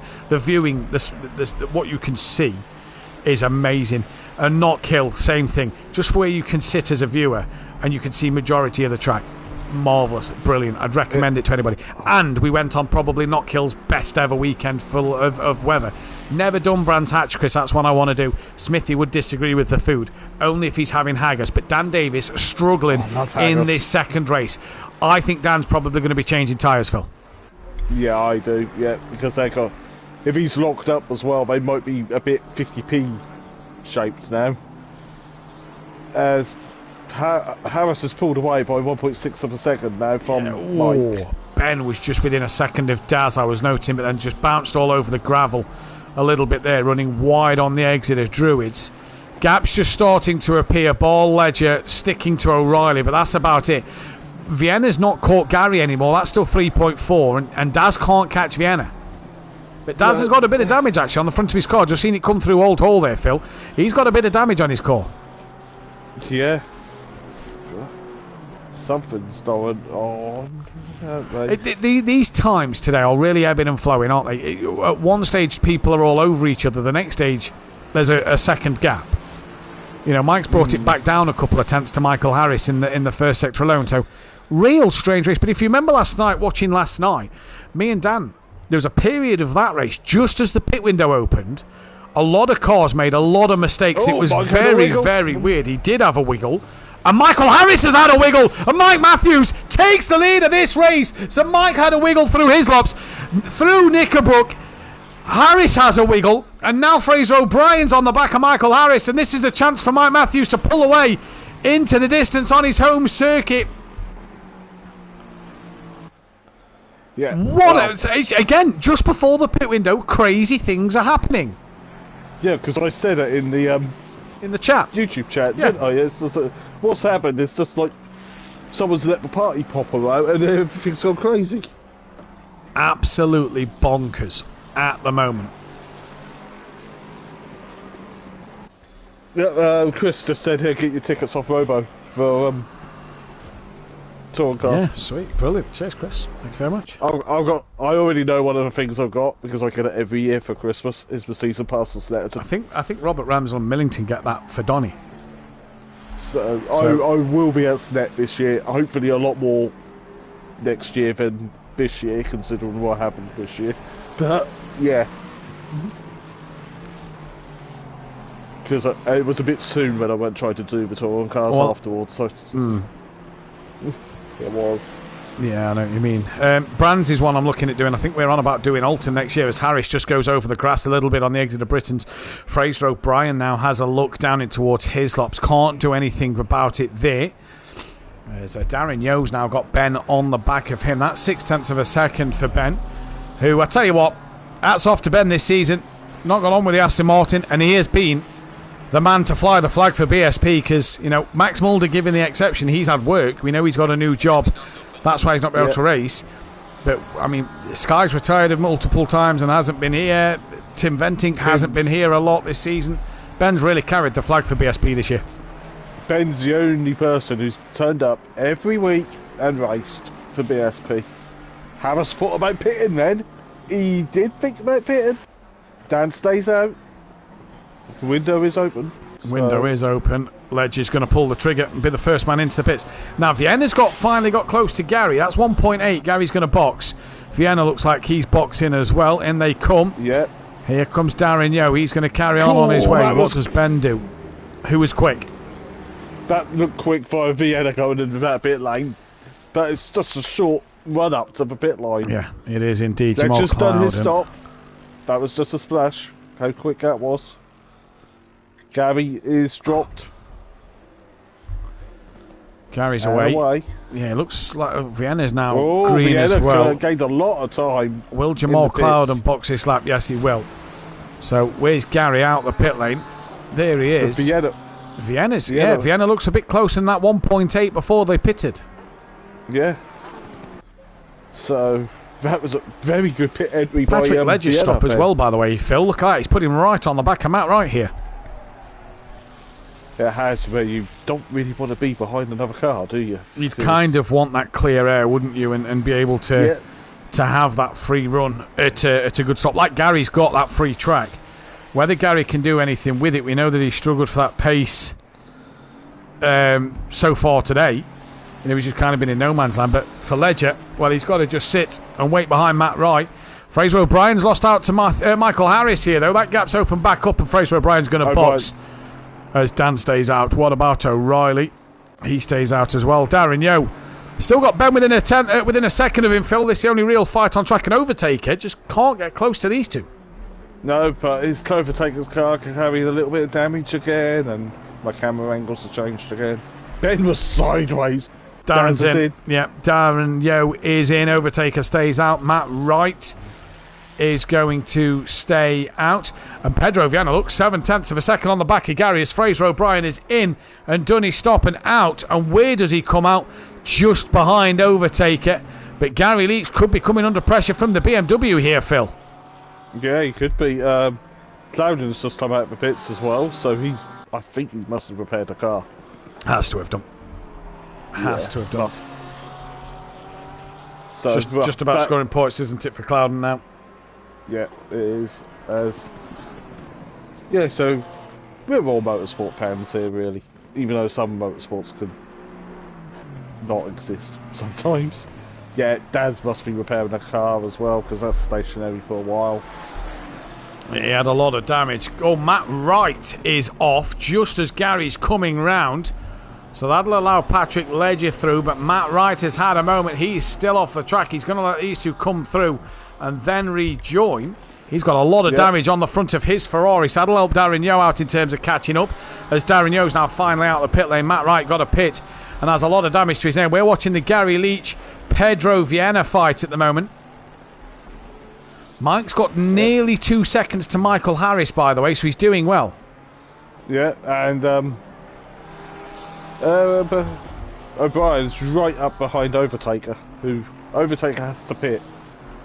Yeah, he's got 6 minutes left. 2 pits as he has a big moment out the final corner, and he's going to come into the box right now, does Overtaker. Wise choice from Taker there. Mike's now got the gap to 2 seconds, by the way. Yeah.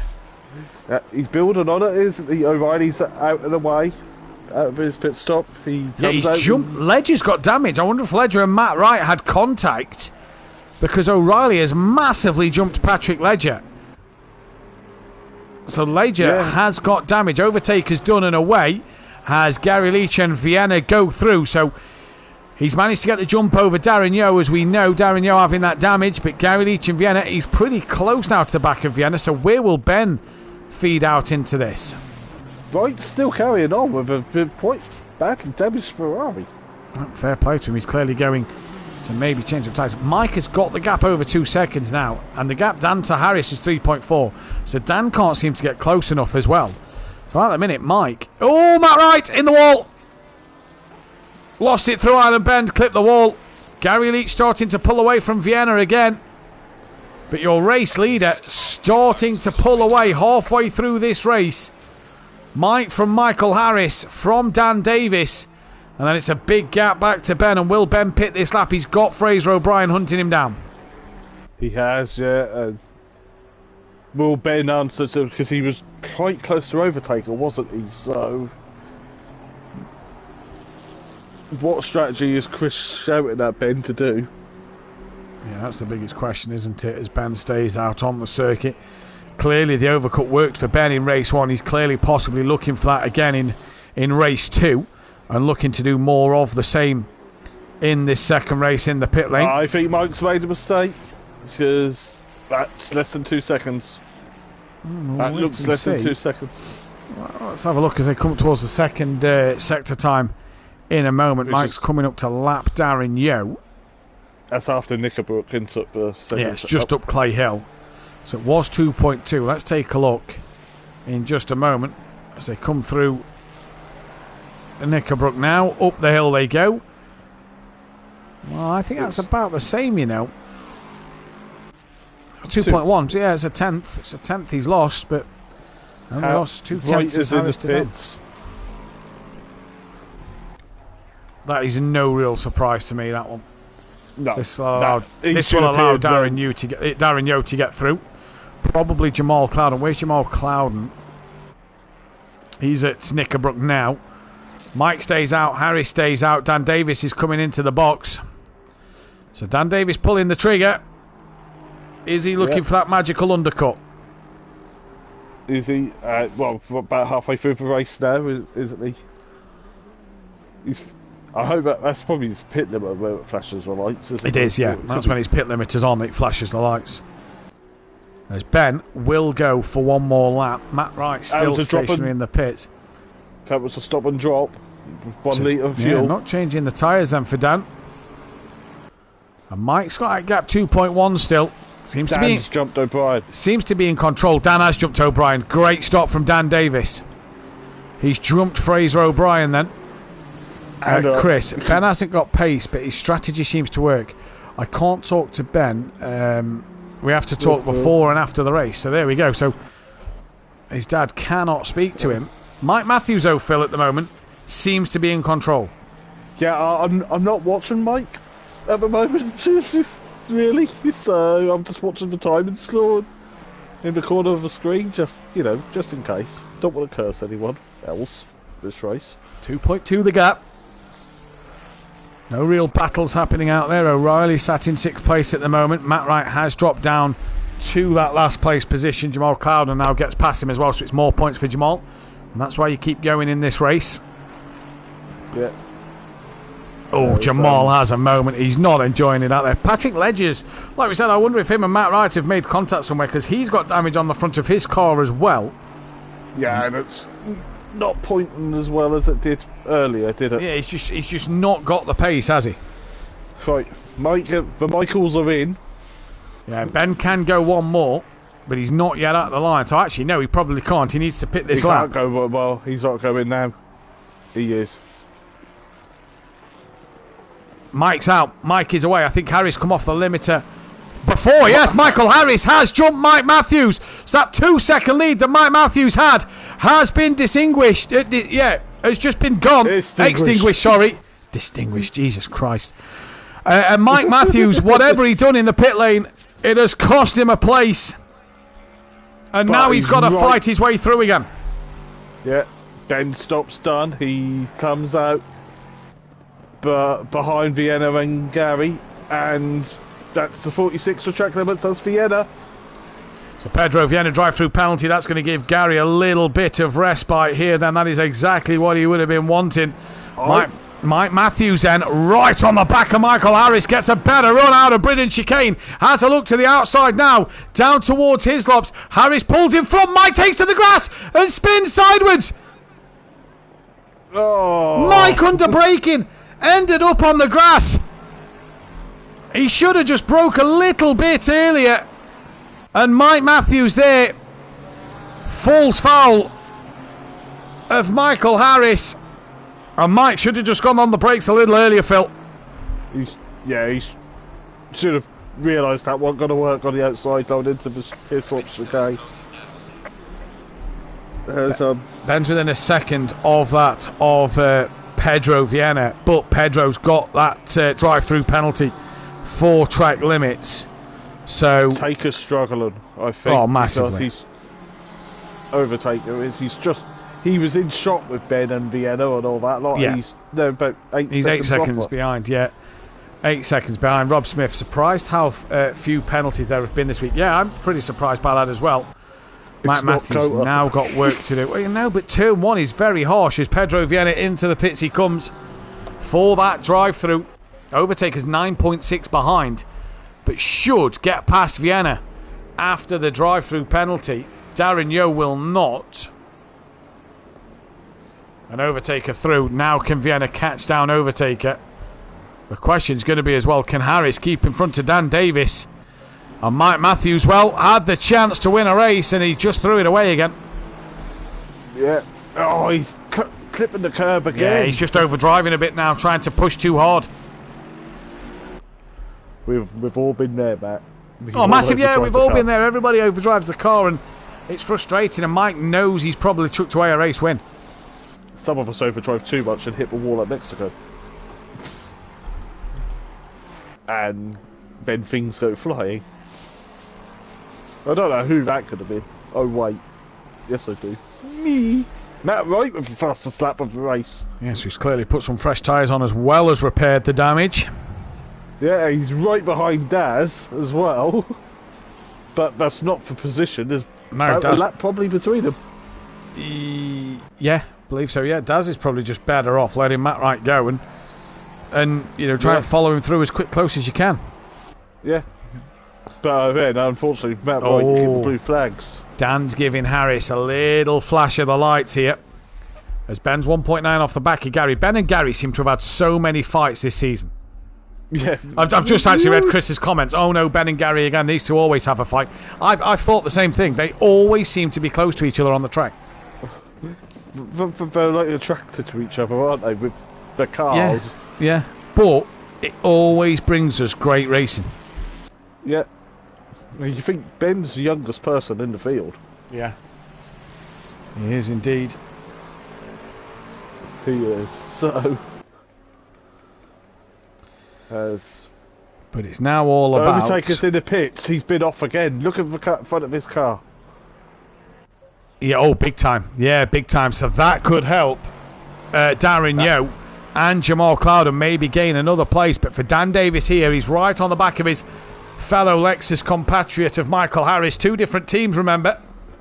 Yeah. Oh, loads of respect between Ben and Gary. Huge respect. Oh, bit of a twitch. Harris on the exit of Druids. Here comes Dan. He's got the run. Harris hasn't gone to defend the inside. Dan's going to go up the inside at Druids. Harris a little later on the brakes. Who gets it through Druids the best? Both have a little slide on the exit. I think Dan's got a better run. He's coming up the inside in towards Old Hall for the first time, towards Lodge, sorry, for the 24th time. Through Lodge they go, side by side. Dan leaves Harris plenty of room. Harris all over the curb. They're still side by side together. Down towards Cascades they come. Harris tucks back in behind, and Dan leads this race after he did at the. He started on pole, and it took him 24 laps to get back into the lead. Oh, you should see some of Harris's car on the bump. So that's the thing. Most British circuits, apart from Silverstone, even that's getting bumpy again. Oh, bumpy. Yeah, they are indeed. That's because of our weather, though, because we have frosts and snow. And yeah, Ben's lost a second to Gary, Phil. Yeah, has he tried? But Gary is gaining on Ledger. He is, but Ledger's got damage, don't forget. Ledger's got damage. But where did Overtaker come out? Yeah, he came out behind Jamal. Jamal's been off at... Where's that? Jamal's that's coming over again. the... Yeah, that's come over the brow of the hill. That's him rejoining from when I've just said... that's down at his laps. Where's Darren Yeo? Darren Yeo's just started a new lap. So Overtaker, can he catch Jamal? Jamal's now up to 11th. Darren Yeo's still got Matt Wright behind him. Yeah. Michael Harris just starting to struggle. He's over the curbs again. A little bit. O'Reilly in no man's land. There's Ledger. And like Phil says, look, there's Gary and Ben in the background. Yeah. And, you think Mike's settled for another P4? No. No, I don't think he has. There's 19 minutes left. I think anything can happen. But I think Mike will be frustrated. Oh, that's wide. That might be a ping for Mike through turn 1. Currently watching Ledger at the moment just to see if Gary is getting closer or not. It's down to 2.6. But Ledger's carrying that damage, let's not forget. That's the bad thing for Patrick Ledger at the moment. Is that damage. Ben just struggling here. He's 3.4 off the back of Gary now. O'Brien's within a second of Harris. Mike has lost a bit more time to O'Brien, but O'Brien's gained that time over Harris here. So Harris just starting to lose it a bit towards the end of this race. Yeah. Maybe with his setup, his tyres are dying quicker. Possibly. 20 degrees. Very cloudy here at Alton Park today. Not as cold as it would be actually in reality if we could do it. The server was set to 6 degrees, but it wouldn't let us set it lower than 10. It can go lower than 10, but that just depends on the time of day and how long the race is. There's Mike in the background. And the big ball in the sky that heats everything up. Yeah, there's few gaps forming now, so a bit of lull apart from O'Brien and Harris. O'Brien's now within half a second. He's coming, but I don't think it's O'Brien that's got the pace. I think it's Harris that's making mistakes. Yeah, and Dan's 2.5 seconds further up the road now. To break for the Ferrari streak we've had here at Alton Park. But this is what I mean, though, Phil. If we're looking at this, Dan's 2.6. I don't think that's Dan's outright pace. I think it's Dan's pace mixed with combinations of the fact that Harris is making mistakes and O'Brien has been allowed to catch up so much. Dan's kind of got away scot-free. Yeah, possibly. Full scrap, then. This is where I don't think Mike's out of this yet. Now they could all come together and might come back through. But we don't like seeing things like that happen. So through Hislops, Dan's just clipped the grass again. But I don't think that's too much because you can kind of cut the apex of the second part of Hislops with 2 wheels. So that might have been nothing of the dirt kicked up from Dan. Just that 0.6 of a second the gap's opened up. So has Harris just maybe put a bit of a sector time together there? Overtake is 18 seconds off the back of Jamal. Yeah, interesting at the moment. Where's Gary and Ledger? 2.2. Sorry, Phil. Yeah, Jamal, who's probably got ordering the rocket launcher right now to shoot at that Merc for the after Donington next week. And say good riddance to it, and probably may see return next season in the Aston Martin, or maybe the McLaren. Depends how the BOP goes and what tracks are picked, doesn't it, as well? Well, the BOP that will stay the same, won't it? Just obviously depends on the track selection of what's coming. Gary's lost a little time on Ledger that time. Yeah, no, not a lot though. He's still well clear of Ben. But this is still the fight between Michael Harris and Fraser O'Brien. This is looking back from Michael Harris. Sorry, Phil. Daz has released. Probably the most sensible thing to do. Fraser O'Brien, heck of a run through the Britain chicane on the back of Michael Harris, down towards Hislops. O'Brien has a look, and it is just a look. Oh, Harris on the grass a little bit. So, IMS has published their entry reviews. Real World Motorsport one. There's no NSXs on the empty list anymore. Yeah, no, I saw. There is the hypercar though. Well, there's the Acura, the GTP prototype. But there is some Lexuses on there still. Lexus. There is a new Lexus coming in 2026 apparently. So yeah. See what happens there. Michael Harris within 3/10 now of O'Brien. Again, though, it's this circuit is so hard. O'Brien's just getting he's just getting closer, but cannot pass. That's his biggest problem. He's getting close, but there's just no way of getting through. Gary's brought the gap back down to 2.6. He's opened the gap up to Ben to 4.9. I think Ben's pretty much got Vienna covered at 11.5. Yeah. That's Darren Yo to Vienna. think it was like 20 seconds when it went through last sector. Yeah, Yeah, 20 seconds. Well done. Oh, right, O'Brien now right on the rear of Harris. Just can't get close enough. This is not bringing Mike into play here either, by the way. No. Mike is not gaining on them. No, it isn't. But Harris has had a really good season, hasn't he? He struggled, I think, at the start, and after the first couple of weeks, he's came on strong, hasn't he? Yeah, considering he's lost his teammate Beasley because Beasley's account. Yeah, because Xbox did Xbox things. Yeah, and then he got married, so you know your priorities are on something else, right? The worst thing for Mike as well. Sorry, Phil, I know we're good off topic. I'm just looking at the tables. Mike would have closed the gap to Harris for second place in the championship if he'd have won this race. He's now going to lose points to Harris. Yeah, and there's a car between them as well. That's what I mean. So that could pretty much cement Michael Harris in second place. The gap is currently 87 points. The gap will increase to another 9. And of course, drop scores are done now because we're in the drop scores are done. We're in the penultimate round. So this is it. Fraser O'Brien now really close to the back of Michael Harris. Is as close as he's been all race. Oh, don't run wide there. They've just gained on Dan a little bit, I've noticed. Gap's just come under 3 seconds. Gary's 2.2 off the back of Ledger. So Gary's pushing here. Yeah, this is the closest battle on track between Harris and O'Brien. O'Reilly as well has got the gap down to 2.9 to Mike. So O'Reilly catching Mike. Benny here, you guys should have a look at the new Toyota Supra. They're introducing it to the V8 Supercars in 2026. That looks beautiful. I'll have to take a look, buddy, as O'Brien got the Hislop chicane a little wrong there. He's dropped off the back a bit. Yeah, he has. It's all it takes, though, is one little mistake here and it stings you. Of course, in February, is the real life Bathurst 12 hours, so I know what I'll be watching. 31st of January it's that weekend. Saw it earlier. O'Brien's on the grass again. After Daytona?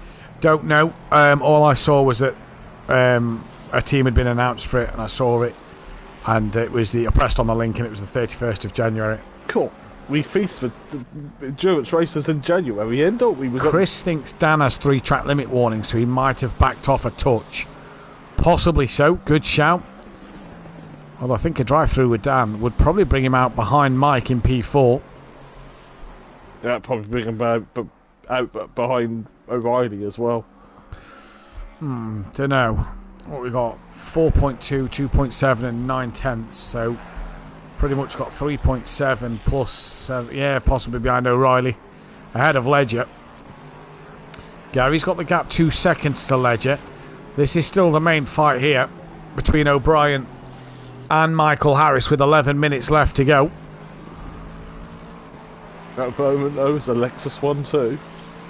And Mike just cannot catch these two, by the way. He's matching them, not catching them. Yeah. You're a poet and you didn't know it, then. Exactly. Exactly. 2 seconds, Gary, to Ledger. Keep our eyes on that. Yeah, meanwhile, the battle for second carries on. 3.2 Dan to Michael, so Dan's moved on a bit. And O'Brien 7 tenths to Harris. And Mike 4.1 to O'Brien. So Mike's just getting a couple of tenths this lap.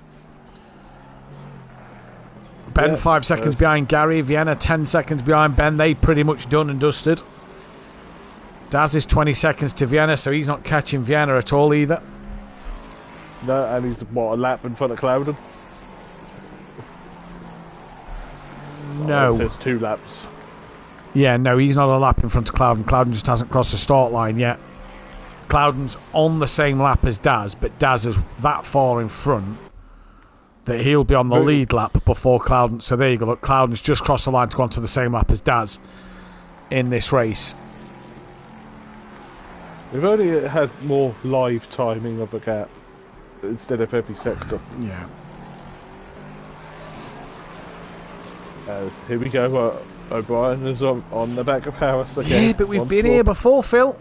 And he just cannot get past, can he? That's the problem. He just cannot get past. 2.7 down to Harris. That's come down a bit of a chunk from this time last lap. Yep. Gary's also gone back up to 2.5, so Gary's probably... And the gap to Ben's come down to 4.4, so Gary's made a mistake somewhere. So Gary trying to catch the Ferrari. He's made a mistake at some point. And is it me, or does that gap look a bit closer than 2.7? It is. And Mike Matthews, there we go. When it rains, it pours. I mean, I'm guessing he's going to only lose out to Kieran O'Reilly. But Mike Matthews, I mean, where's he got that track limit at this stage of the circuit? The only place I can think is he's... Knickerbrook, yeah. So all I can think is he's took too much curb at Knickerbrook, because it's a strange one. I think he's going to come out ahead of Ledger. Ledger's a long way behind, but he's going to lose out to O'Reilly. Let's take a look at Ledger, who's coming through Druid. Oh, Cloudon's in the wall. Big damage for Jamal. Just as we go to Ledger, he has got huge damage. And that will give Overtaker and possibly Matt Wright another place. But here's Ledger. He's got 3.2 over Gary. Mike Matthews just leaving his drive-through now. So comes out well clear of Patrick Ledger. So if Dan is on 3 track strikes, well then Dan will be dropping into P4. And only losing out to Harris, O'Brien and O'Reilly. Overtaker's on the back of Gary Leach. That's a 3rd drive-through tonight. But don't forget, one of them was Overtaker at the start. Again, Gary might as well just release Overtaker because there's laps between them. He'd probably be releasing Overtaker and let Overtaker try and catch onto the back of Ledger as quick as he can. Drag him along. Yeah. Jamal Cloudon, by the way, did not pit. No. Matt Wright's 15 seconds off the back of him. Oh, O'Brien's been off. He's got damage. He has. Where are we? That's at Britain's. Yeah. He's got bad damage. Gary Leach. That's Gary Leach passing him. Yeah, so he's been off a while. He can't be joined yet. Here's Ben flashing his lights. Ben's come back through. So again, Overtaker. No, that is not turning. So this will help Overtaker and possibly Cloudon here, as Cloudon's about to unlap himself from him. Yeah. That is not turned. Now, you can see the wheels trying to point left. Harris is 9/10 off the back of Dan. What a crazy ending this is to the race. Cloudon's been in the wall. Mike got a drive through. Dan's got Harris all over the back of him. Yeah, and O'Reilly with a cheeky 3rd. No. Yeah, pops back up onto the podium, doesn't he? First time after his wheelbase has come back. Yeah, look at Overtaker pushing Gary. Gary might as well let him through because... Overtaker's got to be careful though, because he is a lap down, so he won't want to make contact with Gary. Gary's only 1.8 off the back of Ledger now as well, by the way. Yeah. So, O'Reilly's in. This is the problem with Alton Park, is Overtaker's clearly got a bit more pace than Gary, but because he's the lapped car, can't get past Gary anywhere, because Gary doesn't have to yield the time for Overtaker, and so Overtaker's just got to sit there. I believe O'Brien actually returned the pits because he couldn't get the car to yeah, drive. I think he has. That's why there's a yellow flag on him. So O'Brien's returned to pits. Hopefully that one comes back out at the end, but that'll give Mike P4 back. If only Mike didn't get that drive through now, he'd have been back onto the podium. Yep. You got the drive through. Dan's opened the gap back up. This is Overtaker on Gary. This is not for position. This is for Overtaker to unlap himself. What it is doing though is it's pushed Gary to within a second. Now Overtaker gets to run out the Druid's corner, tucks back in behind Gary. So he's just got to be careful a bit here as Overtaker.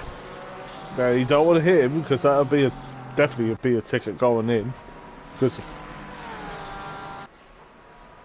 that Porsche you can hear anywhere, can't you? You can, yeah.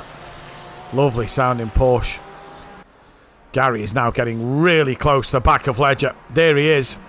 Gary's within 7/10. Yep. 7/10. It's like Overtaker's pushing him towards him. Yeah. Literally.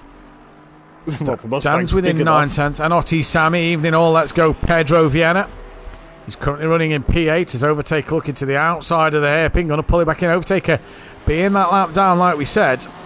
Oh, Gary on the grass. Gary on the grass. And is he just getting distracted a little bit here, Phil? He possibly is, yeah, because would you be if you had that big black Mustang coming up behind you? Yeah. If Ben stays 8th, where will he be on the table? Need some quick maths, Matt. I'll tell you now. I'll tell you what, Cloudon's engines look plenty of air. Yeah. If Ben finishes 8th, he'll score 27 points. Just not obviously trying to rough calculate. He will still be 4th place. He'll be ahead of Skunky. Overtaker's behind him. Matt Wright's behind him. Gary Leach and Darren Yo. Gary's in front of him, but he's not going to score enough to gain. Gary's now lost half a second, if not more. Look, he's on the grass again. And is this purely because, look, Overtaker keeps pulling out to try and pass him and then tucks back in behind? Yeah. Okay, if I was Gary... Harris, 2 seconds over the back of Dan. Sorry, Phil. So Harris has clearly had a moment. Yeah, clear. Possibly. You see Gary let him through, though, Phil. But every time he pulls out to have a look on Gary, he then just tucks back in behind. So unless Gary's going to slow down massively and lose a lot of time, I don't know where he's going to do it. No. But the thing is, though, it is now distracting Gary. Because Ben's starting to close up behind. Ben's closing up behind, and Gary's now back. What was under a second is now nearly over 2 seconds. Back where it was beforehand. Evening to Chloe Davis in the chat with the party streamers in the chat. Obviously partner of Dan Davis. She'll be happy that Dan Davis has become a 10-time champion tonight. We're having a poll for drive of the day. Yeah, I'll get one out now, actually.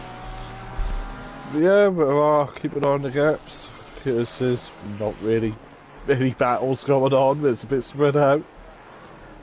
Here at Alton Park. Fucking hell, Phil. Alton Park. Circuit I'm yet to go to. I've been to a few in the southeast. Kart tracks as well. There we go. There's your poll. Ledger, Harris, O'Reilly, Davis. Vote for your driver of the day. I think it's going to be, yeah.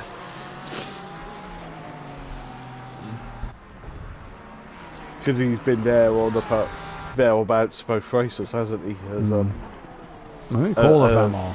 I'll try to get the two most consistent. In fact, I probably could have put Mike in that conversation as well, actually.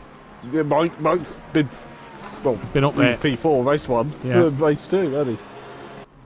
Apart from that, Gary's back under a second and a half, look. But we're coming towards the end of this race. There's going to be 1 lap left after this. There is Dan. Dan's gone through Knickerbrook now, so there's going to be 1 lap left. Who else is doing what? Here's Darren Yo, excuse me. Jamal Cloudon well in front of Fraser O'Brien, who's back out on track. So it's Dan from Harris, from O'Reilly, from Mike Matthews, who's missed the Hislop chicane again. Did you just say something else then? Twice in a row now. 2 nights in a row, I nearly swore. It's normally me who swears, and he's... They're just struggling through the chicane. Overtaker's now backed off of Gary as Dan Davis starts the final lap of this race. I think Overtaker backing off of Gary. He's done the damage because I don't think Gary's going to be able to get close enough with 1 lap and mount a serious attack. Dan Davis starts that last lap. I think Cloudon's had another moment. But he has, yeah. At the Shellows hairpin. Sorry, Phil. Gary and Ledger haven't started their last lap yet. They're now coming up. Yeah, but he's only going to have that 1 lap, isn't he? He's not close to the back of him, and all of a sudden Overtaker's back on the rear of Gary Leach again. Look, having another look and then tucking back in, this has got to be distracting Gary, who slides through turn 1. And Overtaker now can have the run on Gary Leach down towards Cascades to unlap himself, and he has unlapped himself. And you just wonder how much of that has put Gary Leach off. I'm sure we might hear about it in a little while after the broadcast ends. Well, the other problem is, by the way, that is 2 corners of blue flags for Overtaker, but he's got the chance to pull away. You've got to allow him that chance. While Dan's coming up Clay Hill, we'll tune into him when we see him towards. In fact, we'll go on to him now. There's no one else going to do anything really, is there now? Let's be honest. But Dan Davis comes towards a line. 10 times a champion. Flashing his lights a little early there, Dan. It's going to take you back to Silverstone. Backed off and let him Cloudon's backed off to let him through. But Dan Davis, 10 times a champion. Another race win for Dan Davis. Michael Harris, P2. Kieran O'Reilly, great to see him back on the podium for third place. Great race there. Mike Matthews will possibly be kicking himself with a P4. Jamal Cloudon, 12th place in this race. Fraser O'Brien will pick up that 13th, as we know, with the mishap at the end. Mike Matthews there, 4th place. Could have been so much more for him. Patrick Lager, look, he's been caught by Overtaker at the very end, but Patrick Lager is going to hang on in there for a P5. Gary Leach will hang on in there for a P6.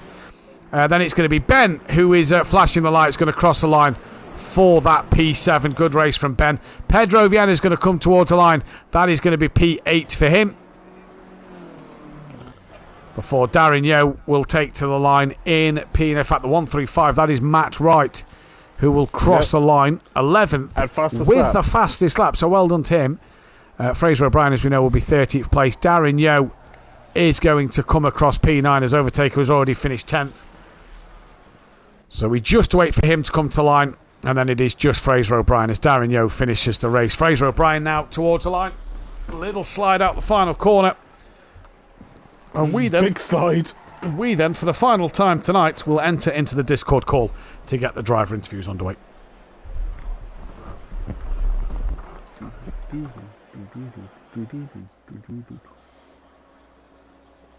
Please be linked.